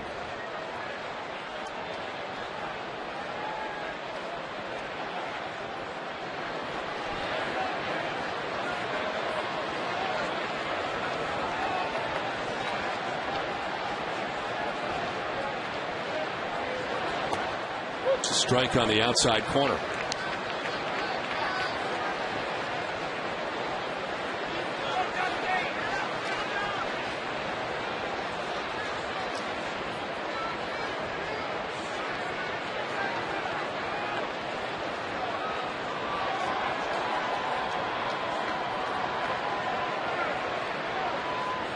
The 1 to Scudero. Breaking ball lined into left center field for a base hit. McDonald heads for third base, and the Red Sox have something going with 2 down in the inning. First hit from Marco Scudero tonight. That gives Scudero a 5-game hitting streak as he jumps on a curveball from Phil Hughes. Almost like a knuckle curve that he throws.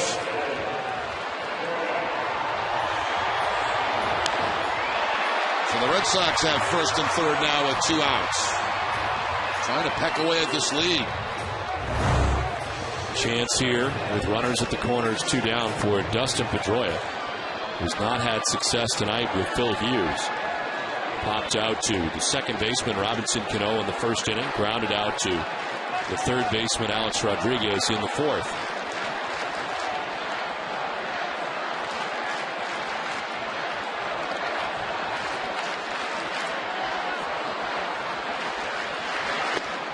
Ball 1.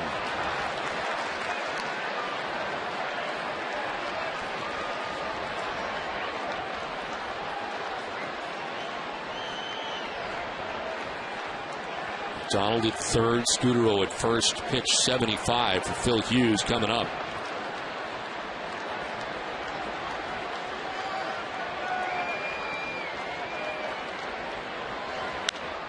Fly ball to center field. Brett Gardner has it sized up. Makes the catch. Hughes out of trouble. Red Sox strand a pair. We're through 5. It's 3-1 New York.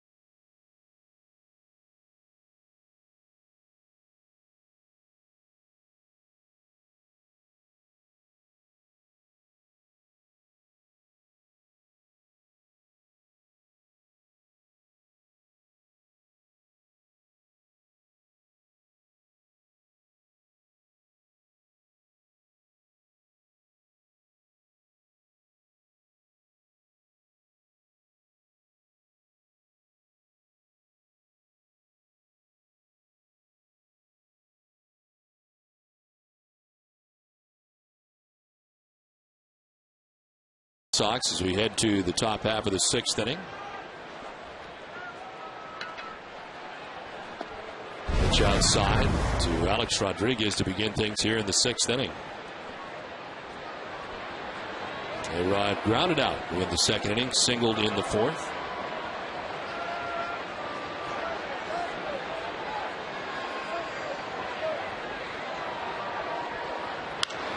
Rodriguez into left center field. This one's going to get down and roll. Back by the track. Hermida gets it, or actually didn't get it. It's still loose out there, but into second base anyway goes Alex Rodriguez. Would have had a double either way. Second hit of the night for Alex Rodriguez. A base hit back in the 4th inning. Now this double. Hermida chasing it down. It gets by him as it slides, but it was going to be a double anyway for Alex Rodriguez.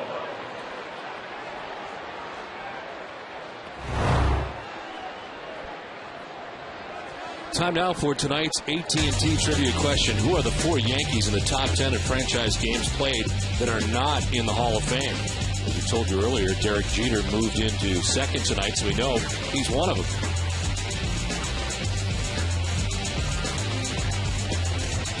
Is there another shortstop on that list that played for the Yankees?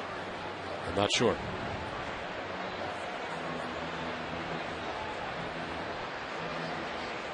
Alex Rodriguez at second base to begin things here in the top half of the 6th inning. Robinson Cano 0 for 2. He struck out twice tonight against Beckett, both times swinging.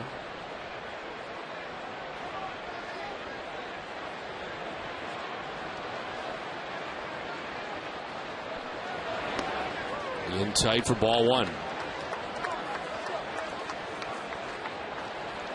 Cano here will be trying to pull the ball to advance Alex Rodriguez. Nobody out, man at second base.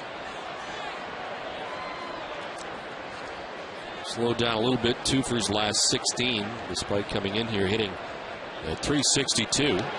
And he gets hit.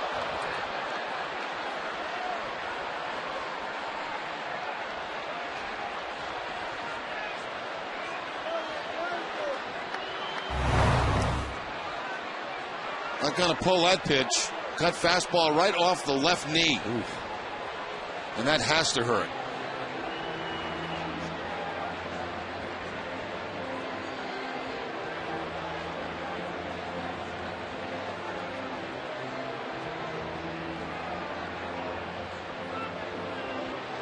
Not much padding right there.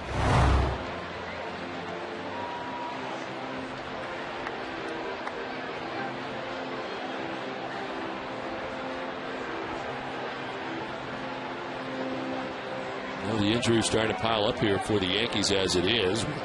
Curtis Granderson already on the DL. Had a very good start with his new team here in New York. As Cano makes his way down to first base, and see if he stays in the game. If my scorecard is correct, Don, they've only got 3 extra guys on the bench, and they already used one of them, Marcus Timms.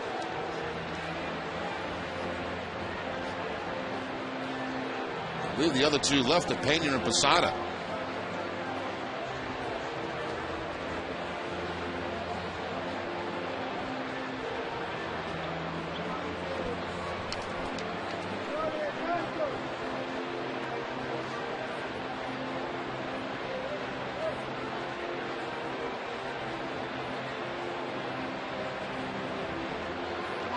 We'll stay in the game for now as the pitching line is brought to you by Ace Ticket. Josh Beckett 5+, 6 hits, 3 runs so far, a walk and 7 strikeouts. 7 Ks coming in the first 4 innings. 80 pitches now with 2 on, nobody out in the 6th inning. Double for Rodriguez. Cano hit by a pitch. And now here's Nick Swisher, who took him deep in the 4th inning, a 3-run shot.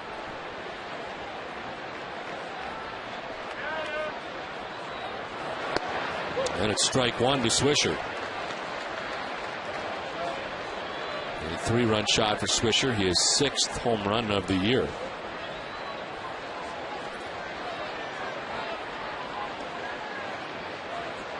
Yankees are 4th in the American League coming into tonight's action in home runs.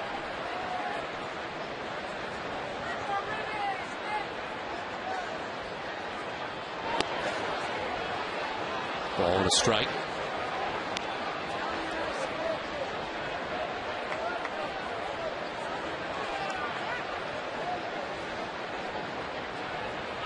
Gardner waiting on deck. Nobody out here in the 6th inning. Time call. Cano is going to come out of the game, it looks like, at first base. So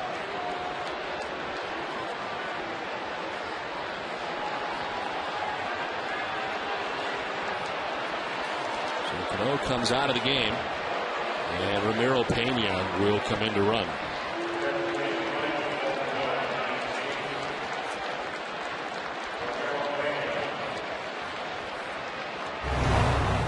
One more look at what's causing him to come out of the game, and you can't blame him. He cut fastball right off the knee. No padding there to absorb that.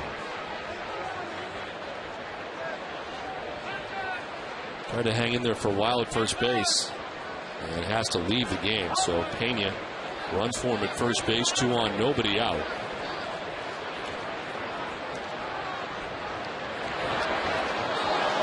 Inside, gets away, and the runners will move up. No, Veritek was crossed up on that. Big time cross up.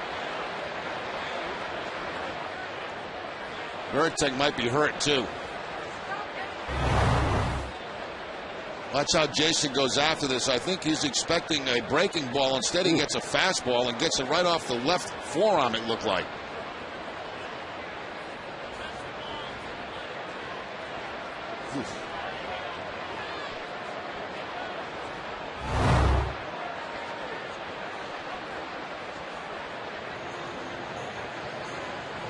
And to make things worse for him, he's charged with a pass ball on the play.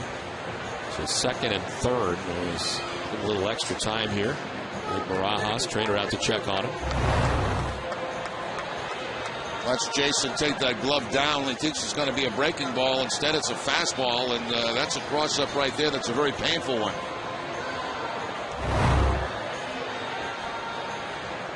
So Victor Martinez headed to get his gear, but Varitek staying in for now.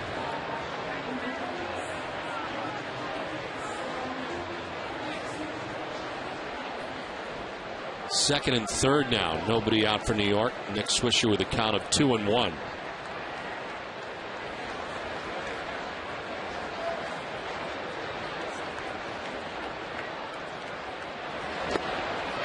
Two and two. Good change up there from Beckett. 90 miles an hour, down and almost out of the zone.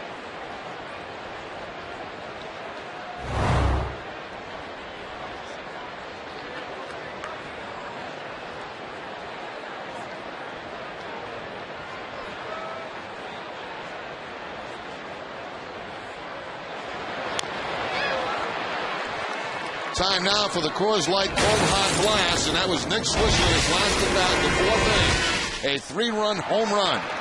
Frost brewed Coors Light, the world's most refreshing beer.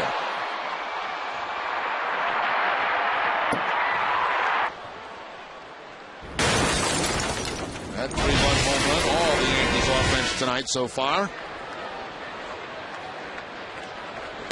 In tight, and it's a full count now to Swisher. 95 and in.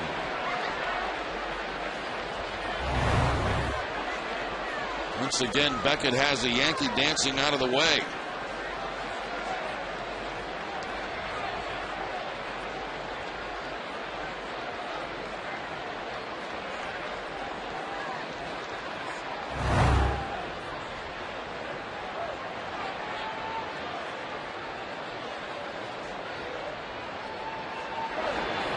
Swing and a miss, gets it by him at 96. 8th K for Beckett.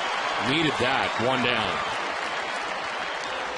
That is a career high in strikeouts now for Josh Beckett against the Yankees, in a big one with men at second and third. Throws that fastball right by Swisher.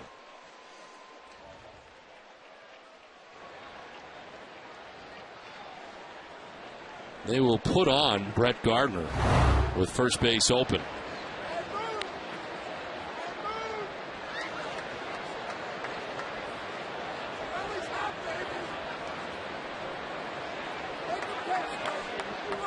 The free pass for Gardner will load the bases with one out. And Francisco Cervelli coming up. Cervelli's 2 for 2 in the game tonight and will have a chance to give the Yankees more of a lead. New York on top 3-1.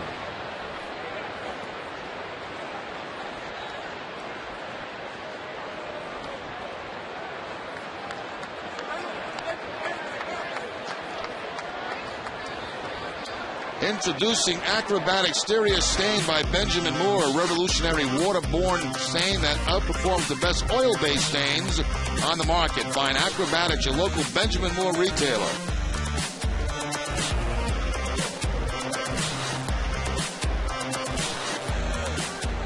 One out, bases loaded, and here is Francisco Cervelli. We're underway in the third period in Philadelphia. Flyers on top 3-2. Cervelli 2 for 2, a single to right, infield hit to short.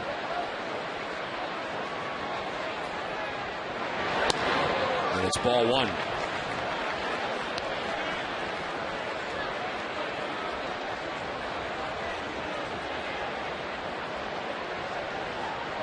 Alex Rodriguez at third base. Ramiro Pena running for Robinson Cano at second. And Brett Gardner at first with one out.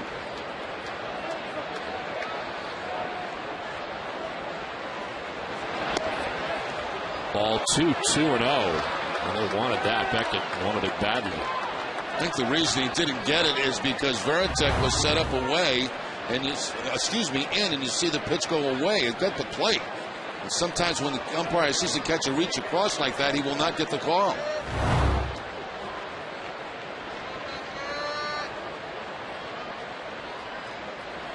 Now Beckett's behind 2-0 with the bases loaded.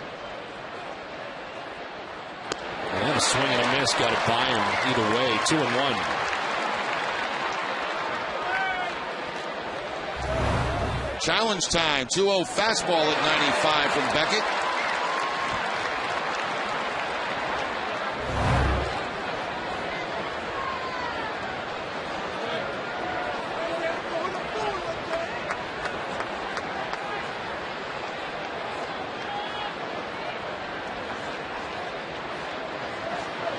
Cervelli can't hold up, and it's 2-2.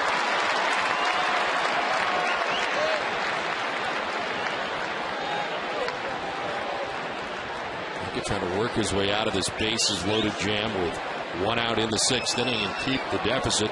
A 2-run deficit for the Red Sox here in the 6th inning.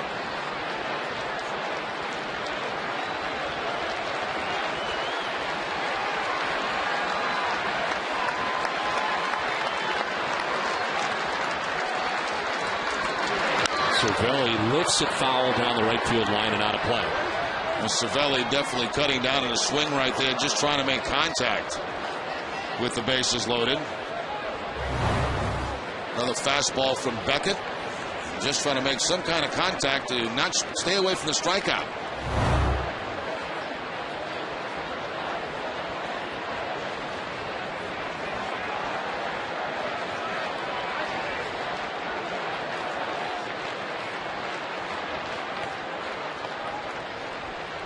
For every Red Sox game that goes into extra innings or the Sox get a save, CVS Pharmacy will donate $500 to Children's Hospital Boston. CVS Pharmacy is the official pharmacy of the Boston Red Sox. Bases filled with the Yankees here with 1 out in the 6th inning. Beckett dealing with Francisco Cervelli, 24-year-old. With Alex Rodriguez at third base, Ramiro Pena at second base, Brett Gardner at first base.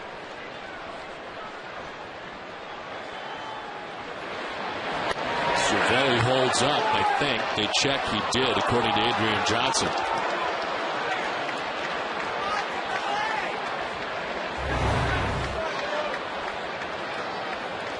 Looks like he did. Yeah, not even that close. Always worth a check, though.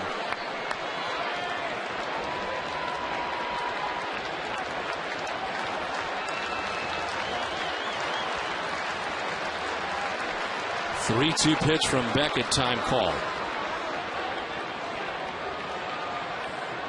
Cervelli called timeout on Beckett earlier, and Beckett came inside on him. Certainly not going to do that here with the bases loaded.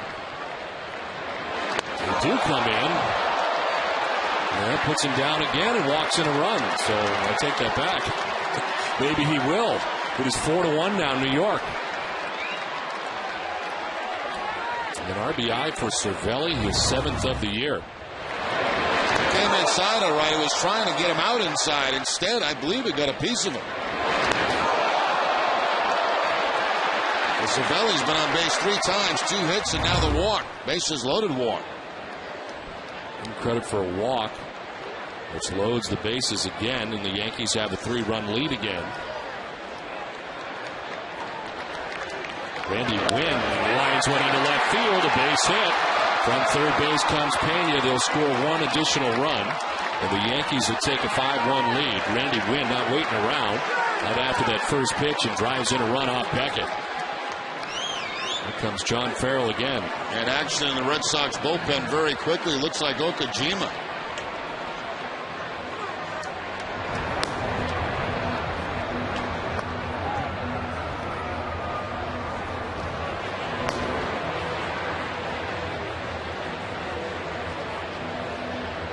Lucic has scored from Dennis Weidman to tie that score 3-3 in Philadelphia. So the Bruins, who are down 3-1, come back to tie it up 3-3. They have 16 minutes left to go in the third period. Right now, exactly 16 minutes. Up to the minute action right here at Fenway Park. Nesson is the home of the Bruins. Bases loaded. 1 out and a 5-1 lead now for New York.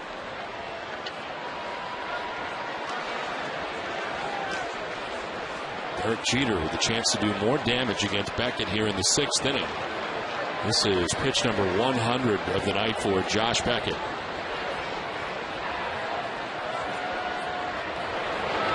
Look out as Jeter gets hit in the back, and that'll bring in another run. Here comes Joe Girardi to check out Jeter along with the trainer, as the Yankees now lead it 6-1. Back-to-back pitches in. Yeah, this is just becoming unglued right now. Back-to-back pitches inside, and then that one gets the back of Derek Jeter.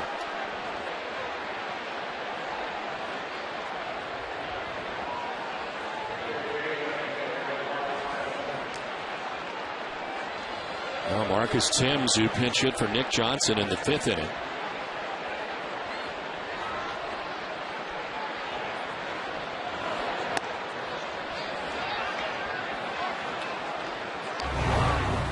Back-to-back close pitches. This is on a 3-2 count. That brings in a run. Bases loaded again and gets Jeter right in the back. And actually right in the ribs, it looked like.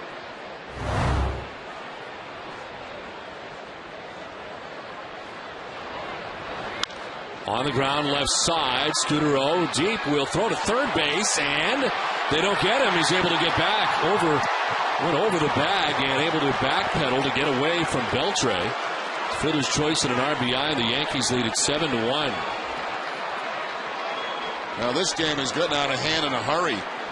Scudero trying to make the play to third base. Watch Beltre now take out after this ground ball. He's going to his left. Now he's going to regroup and go back. Scudero's only play was to third base. Now the man came off the bag. It looked like the runner came off the bag. Did Beltre tag him while he was off the bag? I don't believe he did. No, he was starting his conversation with the third base umpire, Mike Everett, when he came off. Yep. When he puts the tag on him the first time, he is on the bag. There's no question about that. Had he tagged him then, he would have been out. Would have been out. They started the discussion early with Mike Everett. They have now changed the scoring to give Timms an infield hit and an RBI. So bases reloaded. What a disaster this inning has become. Yeah. Mark Teixeira is 0 for 2 with a walk. And the 9th member of the Yankees to bat in the inning. Beckett's up to 103.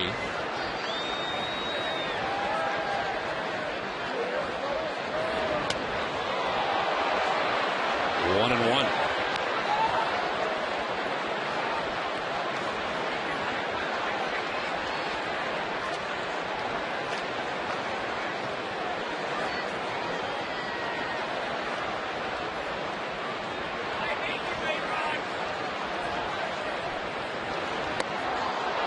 And it's 2-1.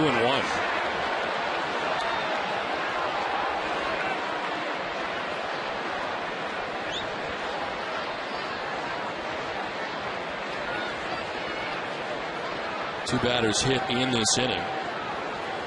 Chris Cano chased from the game after being hit in the back left knee. His at bat. 2-1 is into right field for Teixeira. From third base comes Wynn.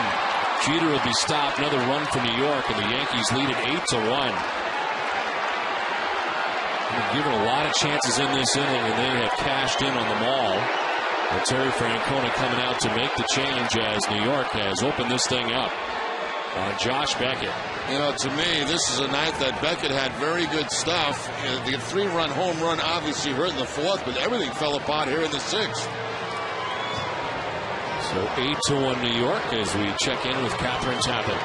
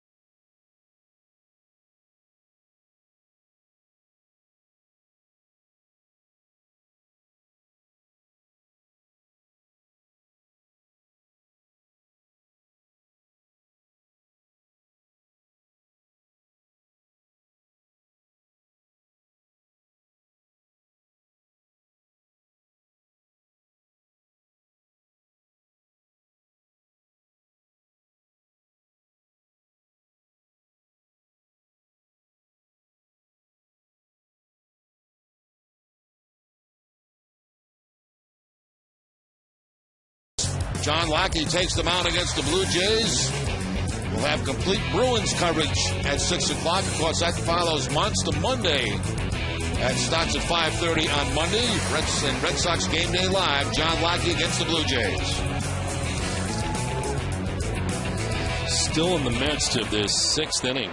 And it is an 8-1 New York lead now.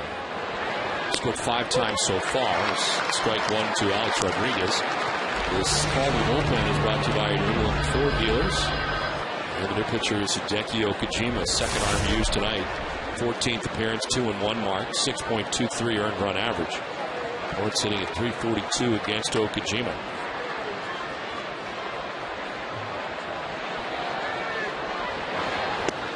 Swing and a miss, and it's 0-2. As Alex Rodriguez says that all this started with the with the double to lead off the 6 as Tim Wakefield loosens up.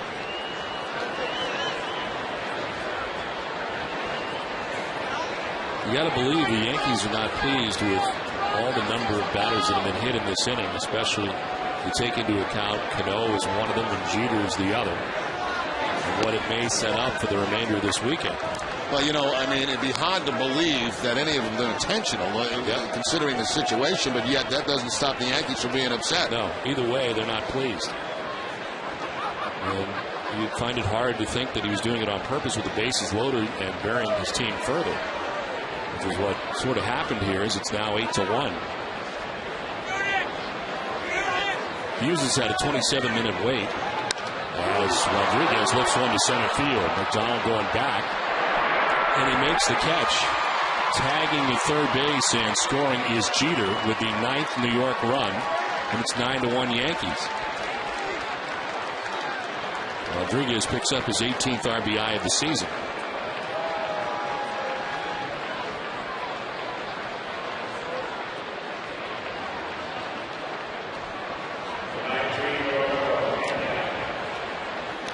Ramiro Pena will bat for the first time as he pinch ran for Cano, who was hit in this inning. There were 2 Yankees hit by a pitch. Pena off to a 1-for-16 start. You'd have to think that pitch that hit Robertson Cano, there's going to be some pretty good swelling going on right now around that knee area.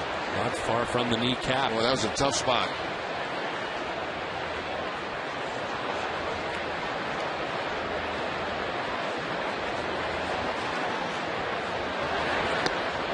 Strike 1 to Pena. Pena in the game because of this. The fastball that gets Cano right on the knee, it looks like. Stayed in for a little while, running at first base, then had to leave. And Pena's been in ever since.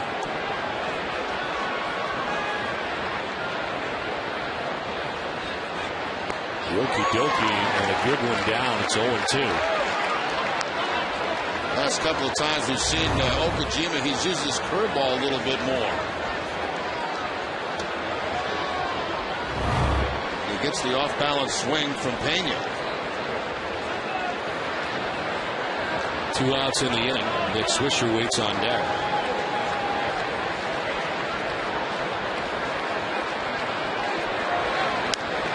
Jammed in on the hands and fouled off to the right.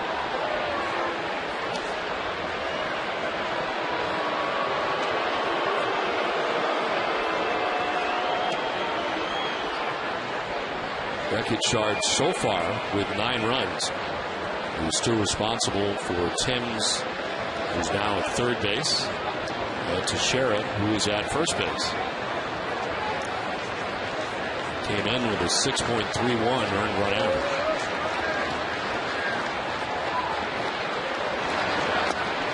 It's outside, 1-2.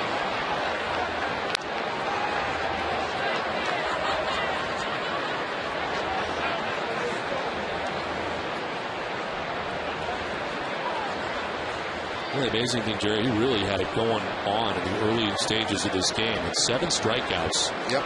3 in the third innings. And it appeared there was going to be one of these nights where he was just going to deal. Strike 3 call over the outside corner, and it ends miserable 6th inning for the Red Sox. 9-1 Yankees.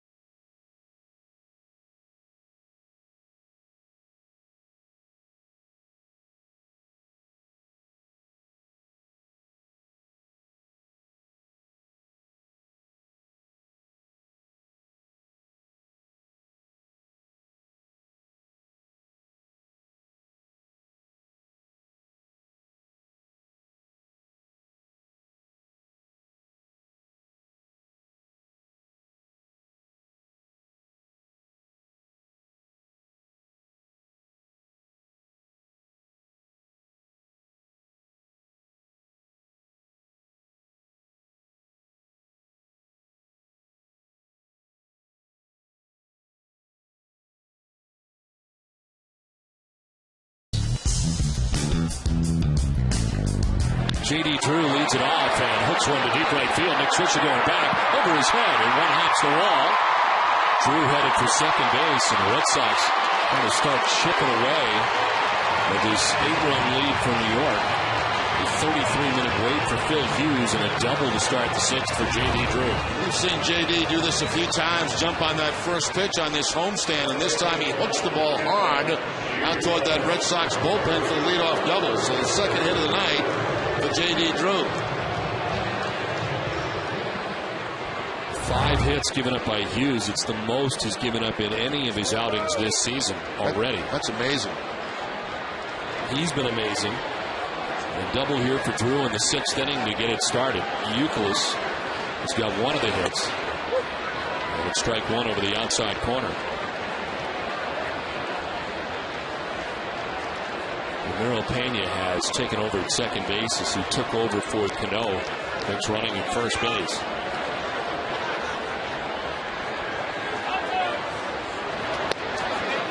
And it's 1-1.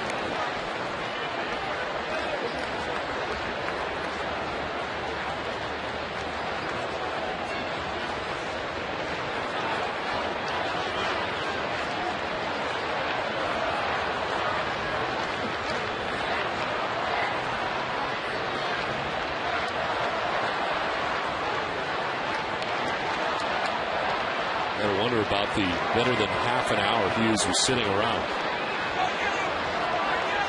Ready with a 1-1 to Youkilis. 2-1. There's 5 strikeouts tonight through 5+ innings. He's walked 1 batter. And the double by Drew, as we mentioned, the 5th hit he's given up tonight. He's about to throw his 80th pitch of this outing.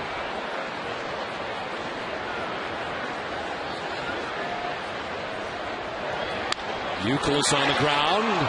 Rodriguez to his left gets his footing and then fires to first for the out. Nice play by Rodriguez. That long reach, and he robs Youkilis of the base hit. You know, we mentioned at the top the Yankees have been playing very good defense. The only better defensive team in the league right now are the Minnesota Twins. A-Rod takes a base hit away right there. A base hit away from Kevin Youkilis.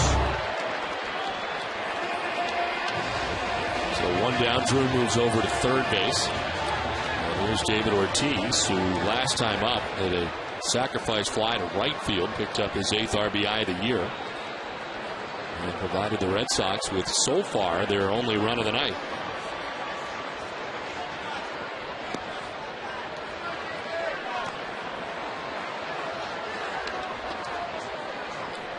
Just under 6 minutes left in regulation, and Philadelphia is still tied 3-3.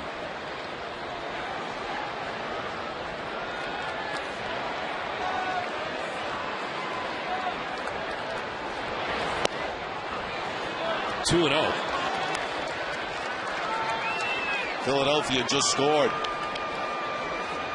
to make it 4-3. 5:40 left now with the Flyers on top.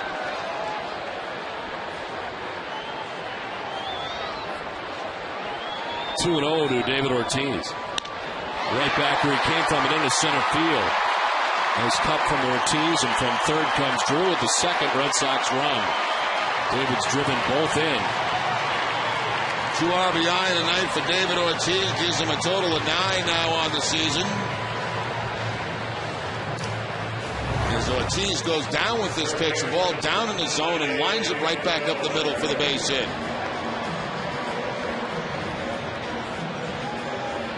David with his 110th RBI against New York.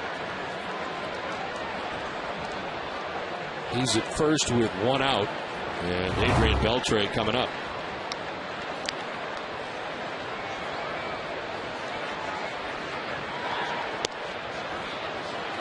Beltre grounded out in the 2nd inning, struck out in the 4th, 0 for 2.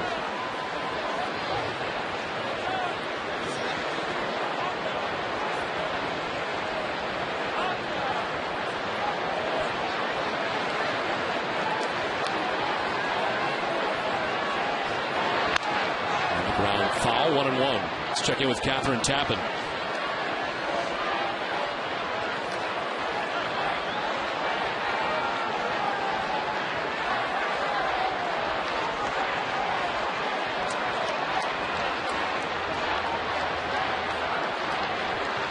Okay, Catherine, it is 9-2 here. Yankees on top. They scored 6 times in the top half of this inning. Red Sox have gotten a run back in the bottom half. It's 9-2, 1 out. Ortiz at first. The 1-1 to Beltre is fouled off to the right.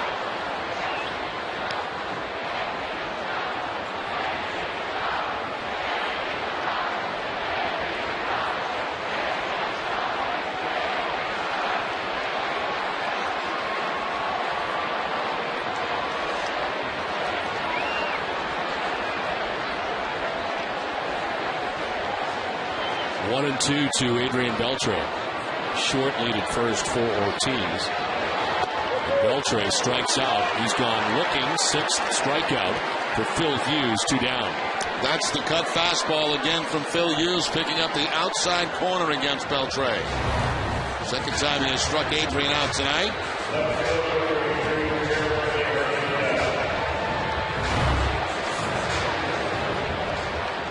So 2 outs. David Ortiz at first and Jeremy Hermida. His 3rd at bat tonight against Phil Hughes. He bounced out to Derek Jeter at shortstop twice.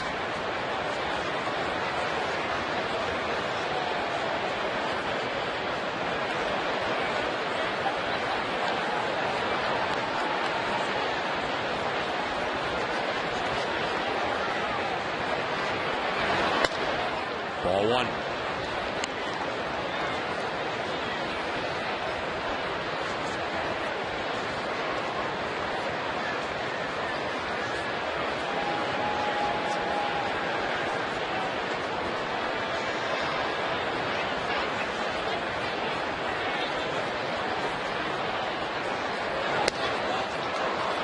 One and 1 to Jeremy Hermida.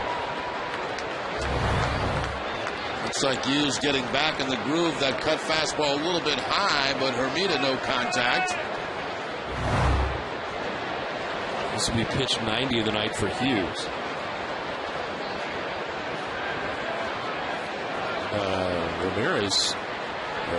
Martinez has come out on deck now for Veritek. So Jason must be ailing after that cross-up. Yeah, that had to hurt.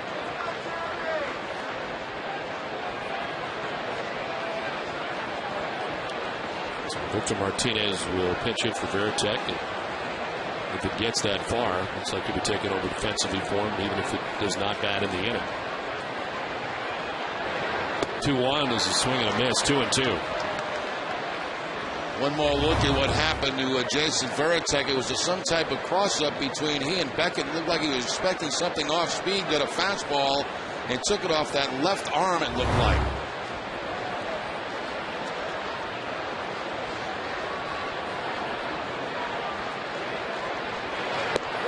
Strike 3 call over the outside corner. He flips the bat. Red Sox get a run, but trail 9-2.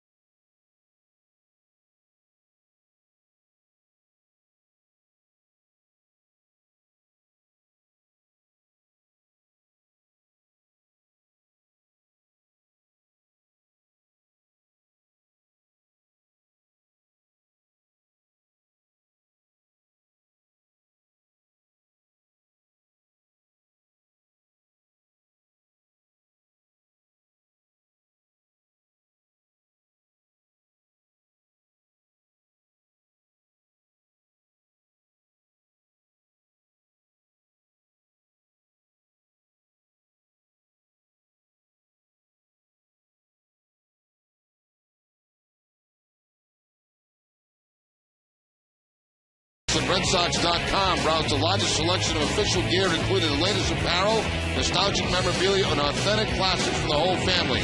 Get your gear from the official source, the RedSox.com shop. Accept no substitutes. Seventh inning is Maine represented here. Brian Pond, as the Red Sox trail 9-2 into the seventh, and an entirely new battery. Victor Martinez into the game to do the catching. And the new pitcher, Tim Wakefield, sixth appearance. This was starting. And out of the rotation now, 6.59 earned run average on the year. Opponents hitting at 302 against Tim Wakefield. It's on for Okajima to retire the two batters he faced in the sixth inning. Alex Rodriguez and Ramiro Pena. Nick Swisher at a three-run home run back in the fourth inning. He was struck out twice. The league leaders are brought to you by Olympia Sports, official sporting goods retailer, the New England Sports Network, and Swisher hitting at .455 in the month of May. Miguel Cabrera on top, .529 batting average. And Denard Span off to a very good start for the Twins. It's 3-1. Back-to-back fastballs from Wakefield.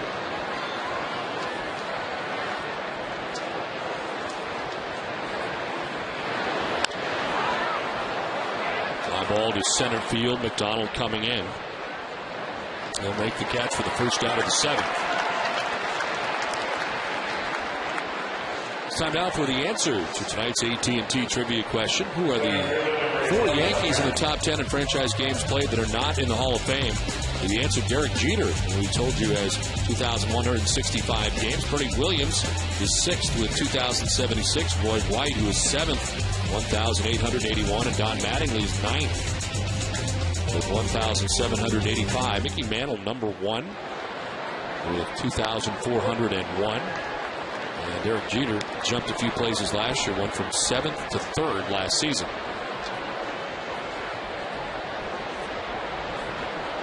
One out in the seventh, and it's Gardner who takes pitch inside, 1-1.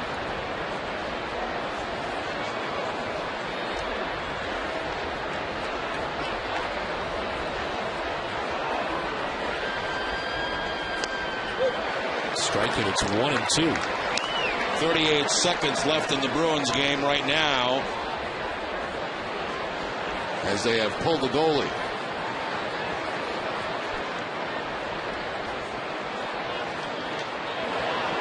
1-2 is down the left field line, foul. Wakefield making his first relief appearance since 2004.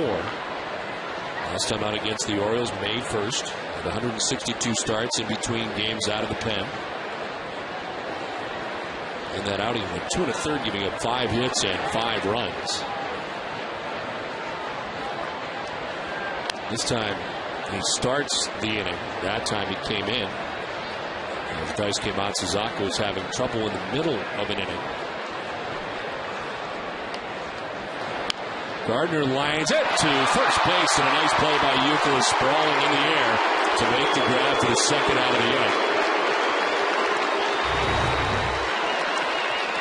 Line shot to Youkilis, a couple of steps to his right, and takes a base hit away from Gardner.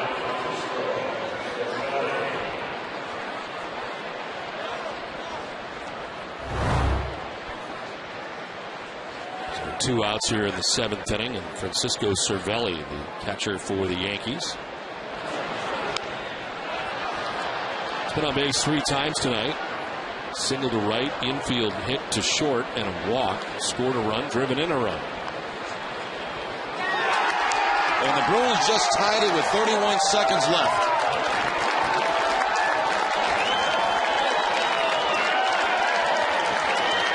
One in the dirt, it's 1-1. Mark Recchi has done it again.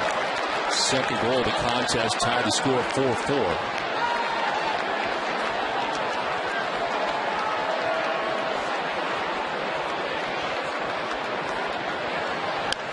Ground ball towards short. Scutaro to his left. Throw is good, and the inning is over. 7th inning stretch. 9-2 Yankees.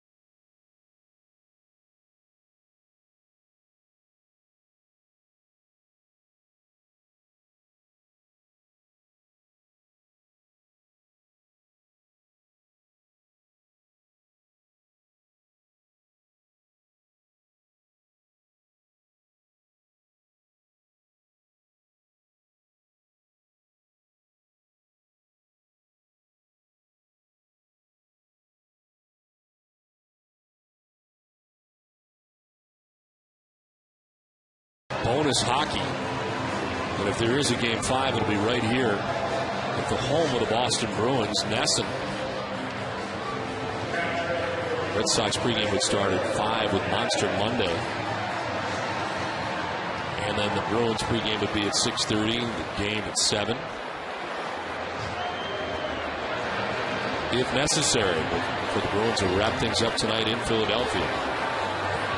There's Victor Martinez.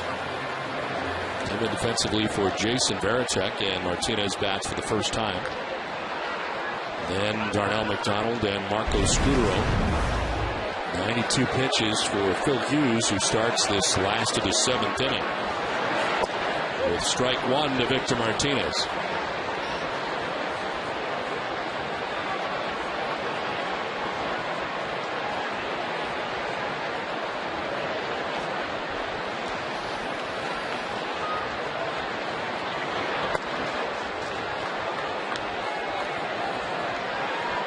Sox runs, both knocked in by David Ortiz. Sacrifice fly in the 4th inning. A single in the 6th inning.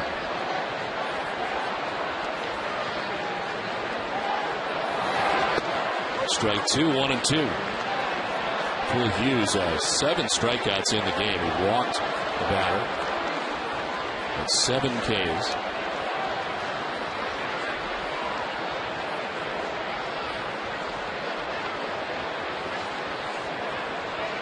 One, 2. And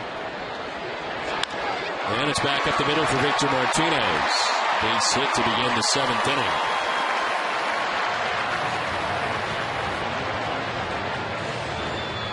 Second inning in a row, the Red Sox have had the leadoff man on. Fastball, and Martinez takes it right up the middle for the base hit. Dunkin' Donuts is in its 11th year of hosting local youth groups and charitable organizations in the Dunkin' Dugout, a special seating section at Fenway Park.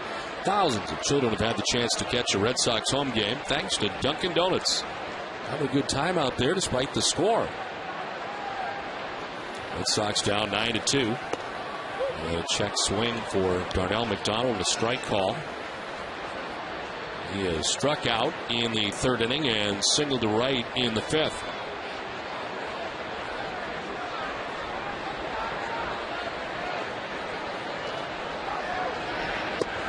They come in and grab the corner. It's 0-2.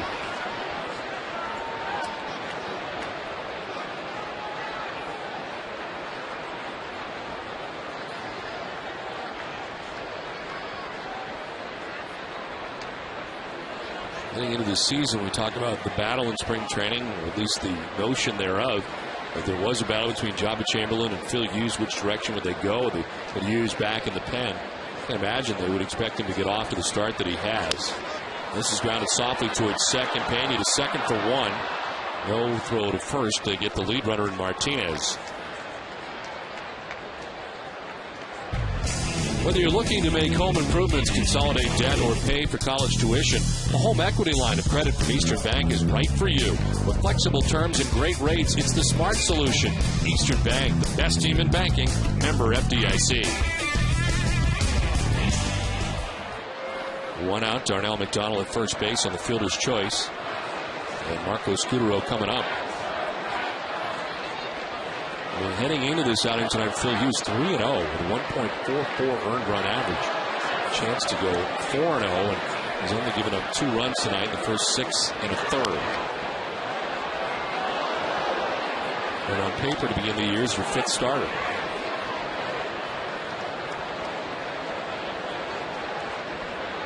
Boone Logan is going to start warming, a left-hander in the pen. Even 100 for Hughes at the moment.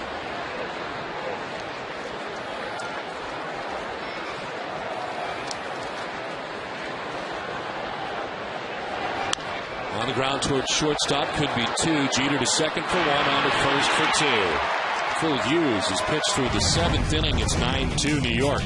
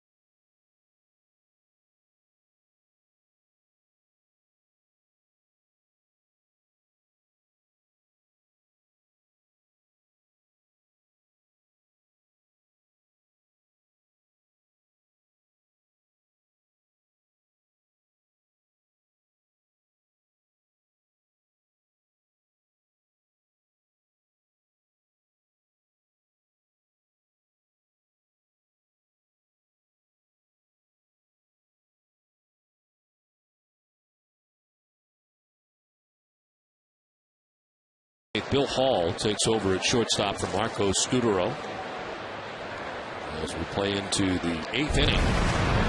Tim Wakefield and 1-2-3 7th. Now a line drive to center that it gets in for a hit right in front of McDonald. Knocks it down with his body. And Randy Wynn is on to begin the 8th. Get one of the best sports sections in the country delivered to your home every day. Sign up now for convenient Boston Globe home delivery. Call 888-MY-GLOBE or go to bostonglobe.com/sports. Randy Wynn at first base. Nobody out in the 8th. Derek Jeter struck out in the 1st and again in the 3rd before grounding out in the 5th, and then got hit by a pitch in the 6th inning and scored the 9th Yankees run.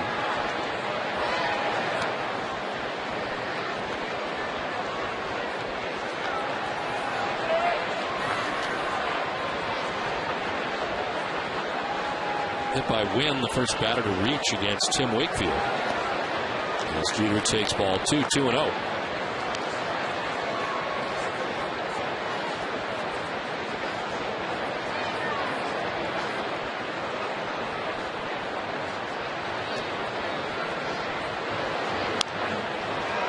shallow right. Drew coming in for the first out of the 8th inning.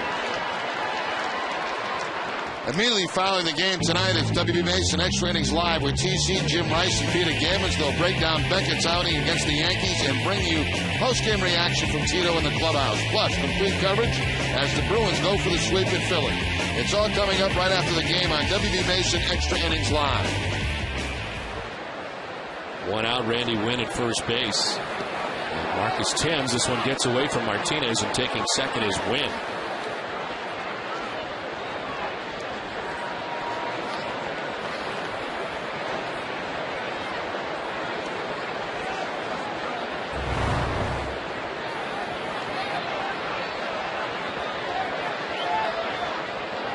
Looks like Martinez tried to catch that instead of block it, and it gets by him, man, at second base. Again. This one gets thrown, and Thames takes third.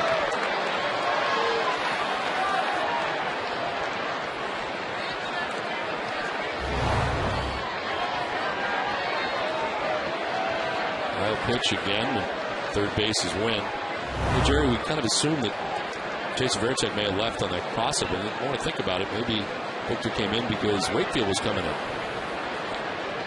And Varitek has not really caught him in a long time. Well, popped up foul. It's a possibility, but you have to think this, getting banged up like he did, that's part of the thinking. We'll know more after the game. Let's see, Martinez came out on deck, which leads me to believe there might have been some type of injury to Varitek.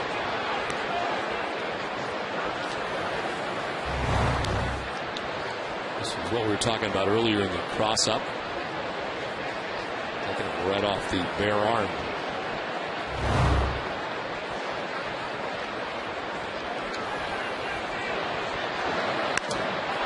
In the air to center field, sending McDonald back to the warning track at the wall, and makes the catch. Tagging is Randy Wynn. He'll score the 10th Yankees run, and it's 10-2 New York. Sacrifice fly for Marcus Thames.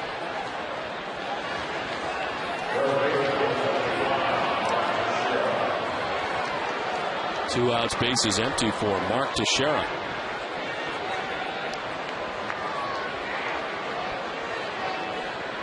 Been on twice, walk and a single. He struck out, flied out to right, driven in a run.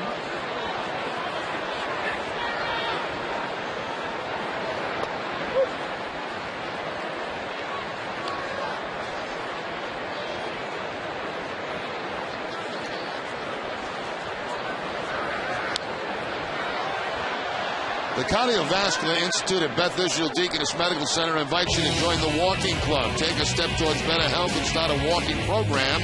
Free resources for you, your family, your company, and your school are available now at bidmc.org/walking. Fly ball to right field. In comes J.D. Drew. The Yankees add a run in the top of the 8th, take a 10-2 lead to the bottom of the 8th.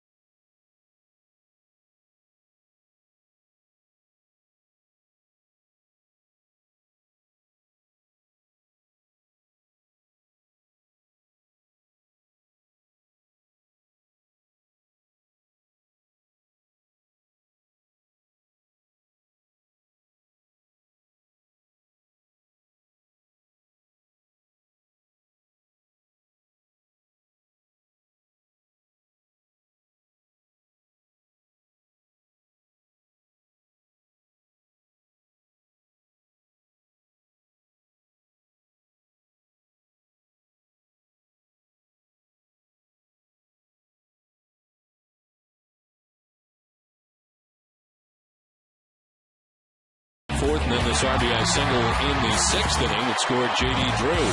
Scoring started early with a 3-run home run in the ball game for Nick Swisher off Josh Beckett. The Yankees would score 6 times in the sixth inning. A couple batters hit. Robinson could always hit, and so was Derek Jeter. All part of the 6-run sixth inning for the Yankees when they open this thing up.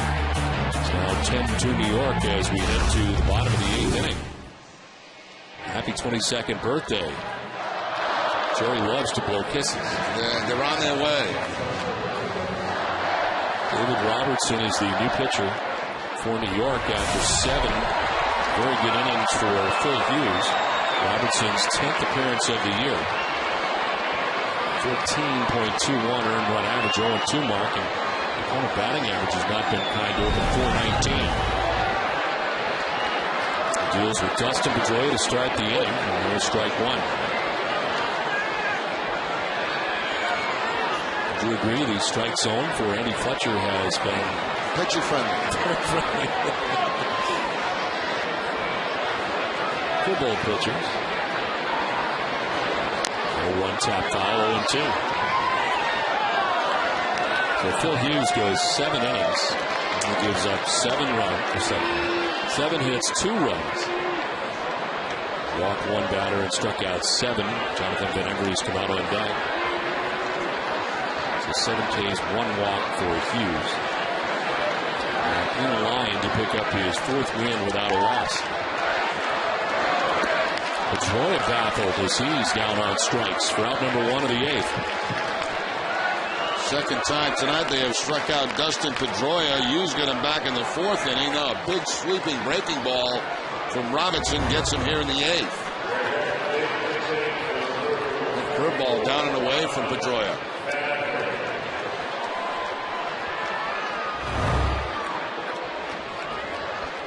So 1 out here in the 8th. Jonathan Van Every pinch hitting here for J.D. Drew. And he takes strike 1.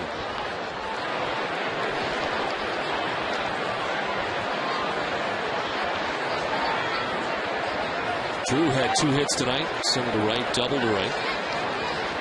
2 for 3. Van Every takes a ball in the dirt, 1-1.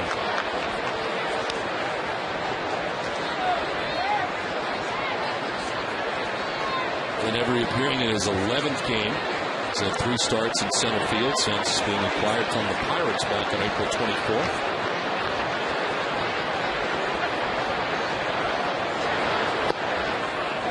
Two and 1.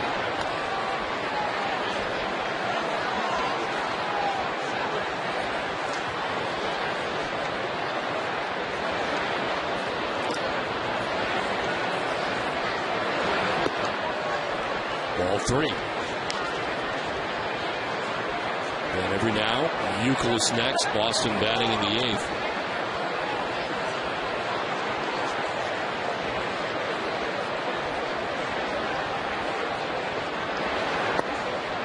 Ball 4. He walks Van Every with 1 out here in the 8th. Last thing Joe Girardi wants right now by 8. Let's take a look at the road ahead. CC Sabathia will be making his 2nd start of season against the Red Sox. On opening day, 5 1/3 innings, 5 runs allowed on 6 hits. That is the most runs that CC's given up this season. Brought to you by Safeco Insurance.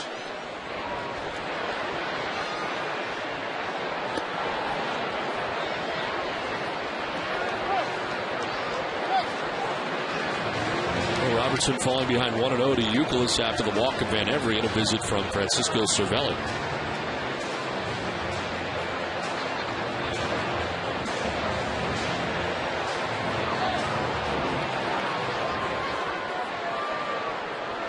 Youkilis tonight is lined out to left, single to left, and grounded out to third base. 1 for 3 night for the Red Sox first baseman. On the corner for strike 1.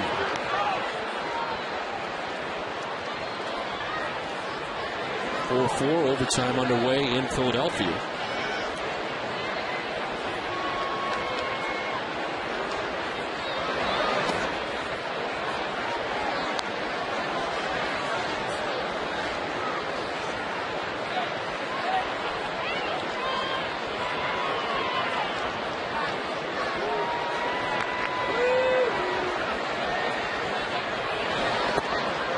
strike over the outside corner. Equals not a green. 2-2. Initially thought about swinging, did not. David Ortiz on deck, 1 out in the 8th.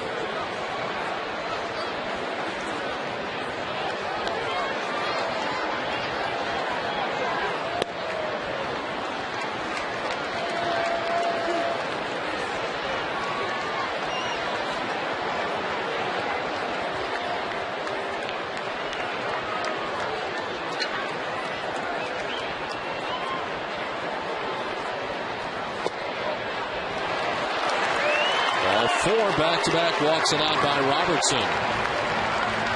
Here comes Dave Island, the pitching coach. Coming up after the game tonight, it's Granite City Electric Red Sox final with TC, Jim Rice, and Peter Gammons. They'll recap the biggest games around the league and discuss Boston's biggest sports rivalries. Plus, Catherine Tappan and Barry Peterson break down Game 4 between the Bruins and Flyers. It's all coming up after the game, and it's only on NESN.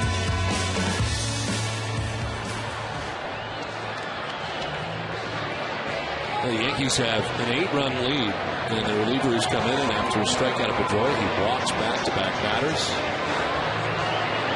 Ready to deal with David Ortiz coming out.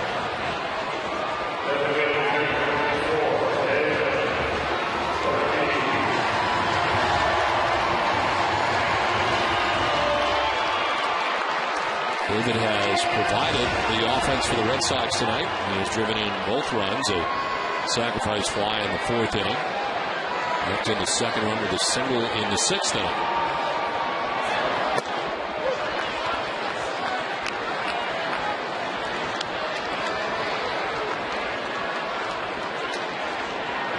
Runs on 10 hits, no errors for New York. 2 runs on 7 hits, no errors for Boston. 0-2 to David Ortiz.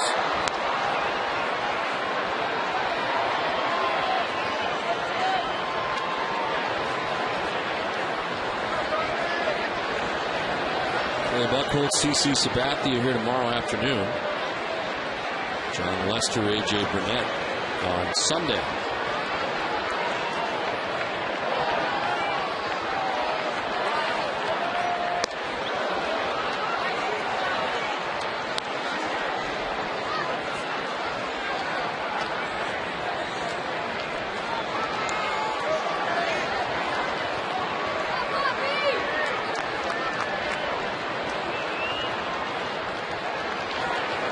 To Ortiz.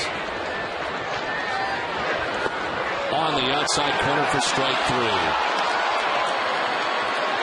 Second strikeout for Robertson, 2 down in the inning. Well, those pitches, big strikes all night long. On the Amica pitch zone, they probably show up as outside, but the umpires had a very liberal strike zone.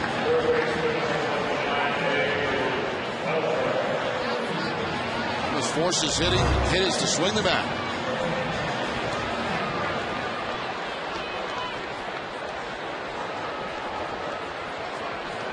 2 outs, 2 on.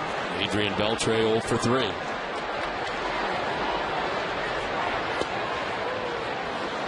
Beltre grounded out in the 2nd inning, struck out in the 4th, and then again in the 6th.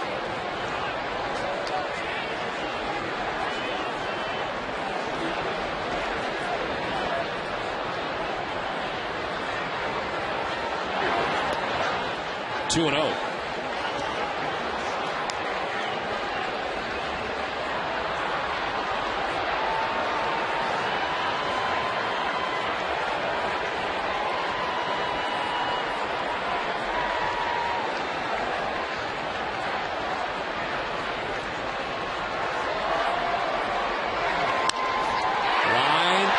Field, a base hit. And Embry coming around from second base. He'll score the 3rd Red Sox run of the night. Adrian Beltre on his first hit of the night drives in a run, and it's now 10-3.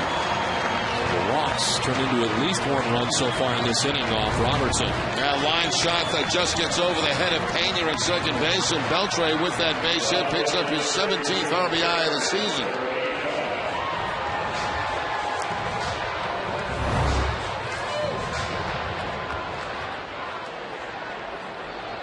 2 on, 2 down, and Jeremy Hermida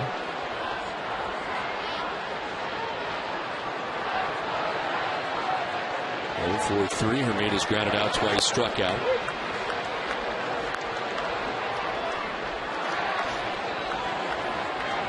Jason Varitek did leave with a left forearm contusion, so we have our answer. It was on the cross-up. The 1 pitch. Hermita is down 0-2. That's an injury that's likely to cause some x-rays to be taken, I would think.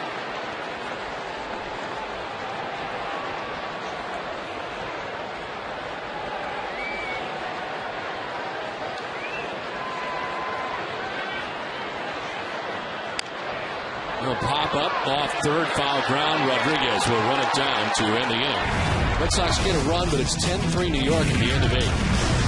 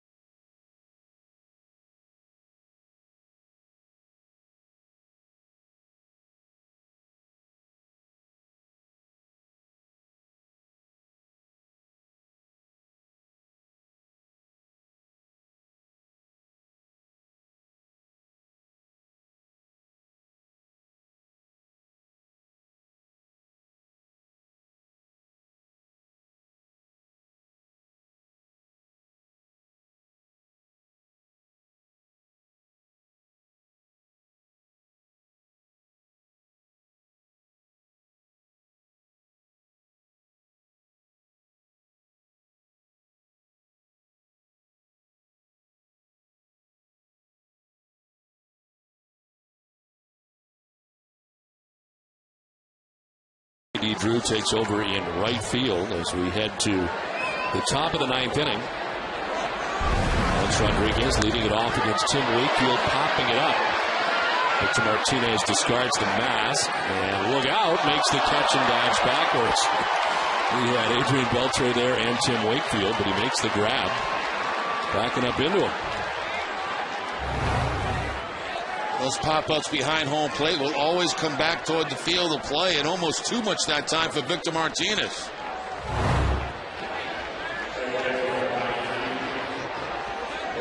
So 1 out in the 9th. Rodriguez retired, and it brings up Ramiro Pena. After he pinch ran for Robinson Cano, he batted for the first time in the 6th inning and struck out. Take strike 1 from Tim Wakefield. Boone Logan had been up earlier. He is back up again.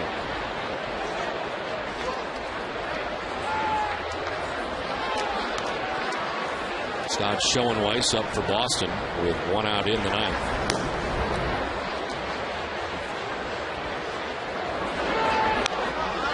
Popped up. Foul ground. That will stay foul into the seats. The top performer of the game is brought to you by Jaguar. And tonight, I'm going to be very impressed with Phil Hughes, who went 7 innings and gave up just 2 runs. Very impressive 7 strikeouts in the game, and has a chance to pick up his 4th win of the year without a loss. Number 5 starter for the Yankees came in with a 1.44 ERA. This is out towards right field and a base hit for Ramiro Pena with 1 out in the 9th. Yankees' 11th hit of the game. Yeah, since coming in for Robinson Cano, a strikeout and a base hit for Pena. The second hit off Tim Wakefield's sense coming in. Wakefield also gave up a run in the 8th. And it's Nick Swisher who got the scoring started for New York in the 4th inning. Beckett was cruising right along. He struck out 6 through the first 3, giving up only 1 hit. All of a sudden, a walk, a single in that inning after getting the first out, and then the strikeout of Cano before the 3-run home run by Nick Swisher, the 6th home run of the year. And even 20 runs batted in.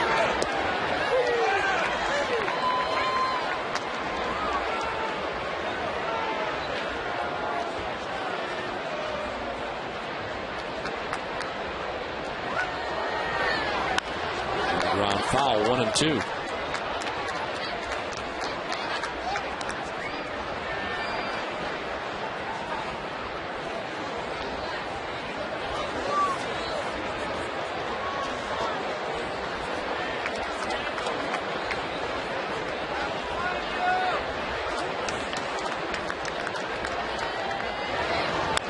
On the ground, a shortstop. Hall will go to second for 1, on to first for 2.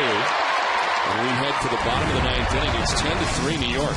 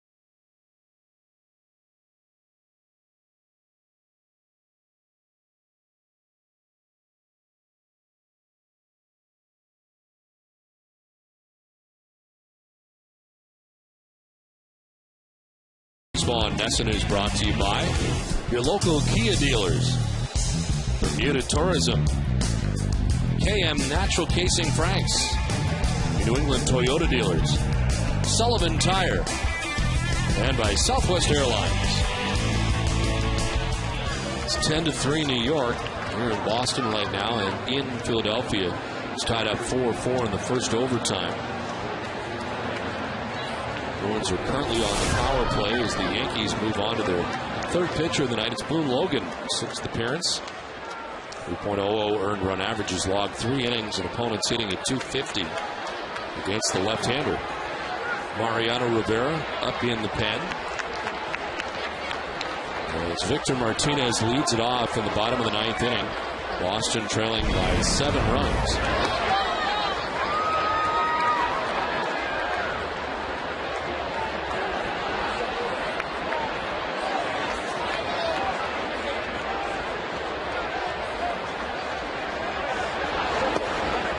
Two and 0.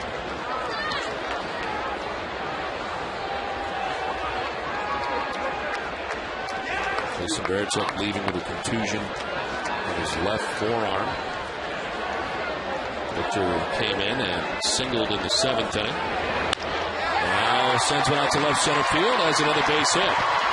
Andy Wynn cuts it off, and will keep Martinez to a leadoff single to begin the bottom of the ninth.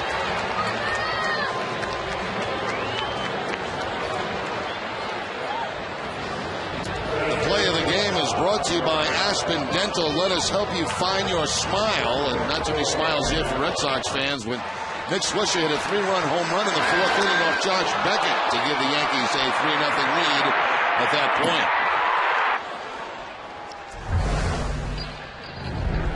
Here's Darnell McDonald, who takes ball one away. He singled back in the fifth, a 1-for-3 night.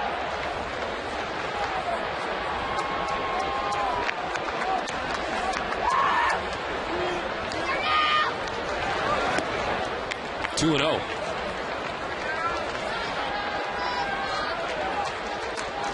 David Robertson came in the eighth, in an inning, giving up a hit, a run. He walked 2, struck out 2. And Boone Logan, the third pitcher used by Joe Girardi.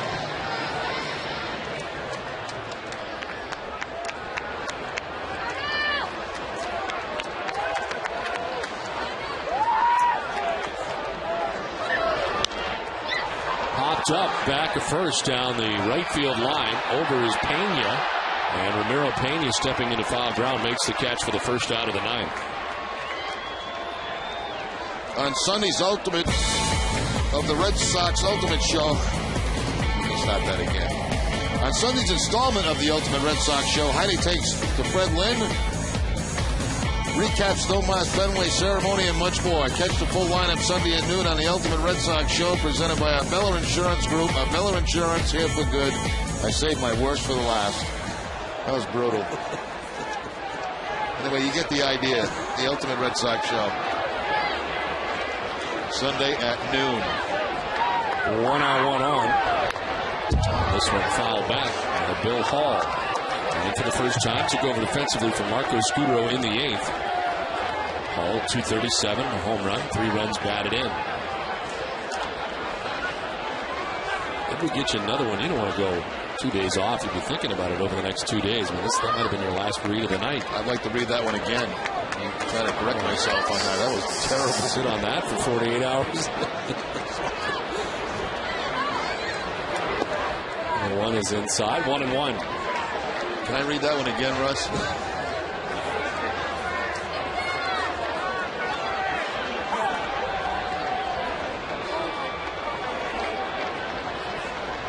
Nothing happened a couple of moments ago. Nothing to see here. 1-1 is outside. Here we go again. On Sunday's installment of the Ultimate Red Sox Show, Heidi talks to Fred Lynn, recaps Tomas Fenway ceremony and much more. Catch the full lineup Sunday at noon on the Ultimate Red Sox Show, presented by Arbella Insurance Group. Arbella Insurance, here for good.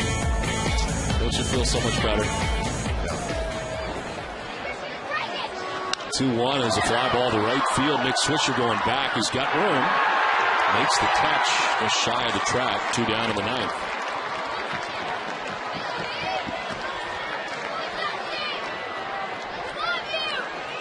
Red Sox down to their last out. And there's Justin Pedroia.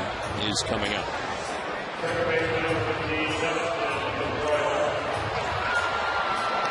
Flyers win in overtime. Game 5 will be right here on Nesson on Monday. Complete post-game coverage. Simone Gagne, first game back from injury for the Flyers, wins it in overtime. Ground ball to shortstop. Jeter will go to second, and the Yankees will take game 1 of this series. They're down the Red Sox tonight, 10-3. Gary, tough to figure out.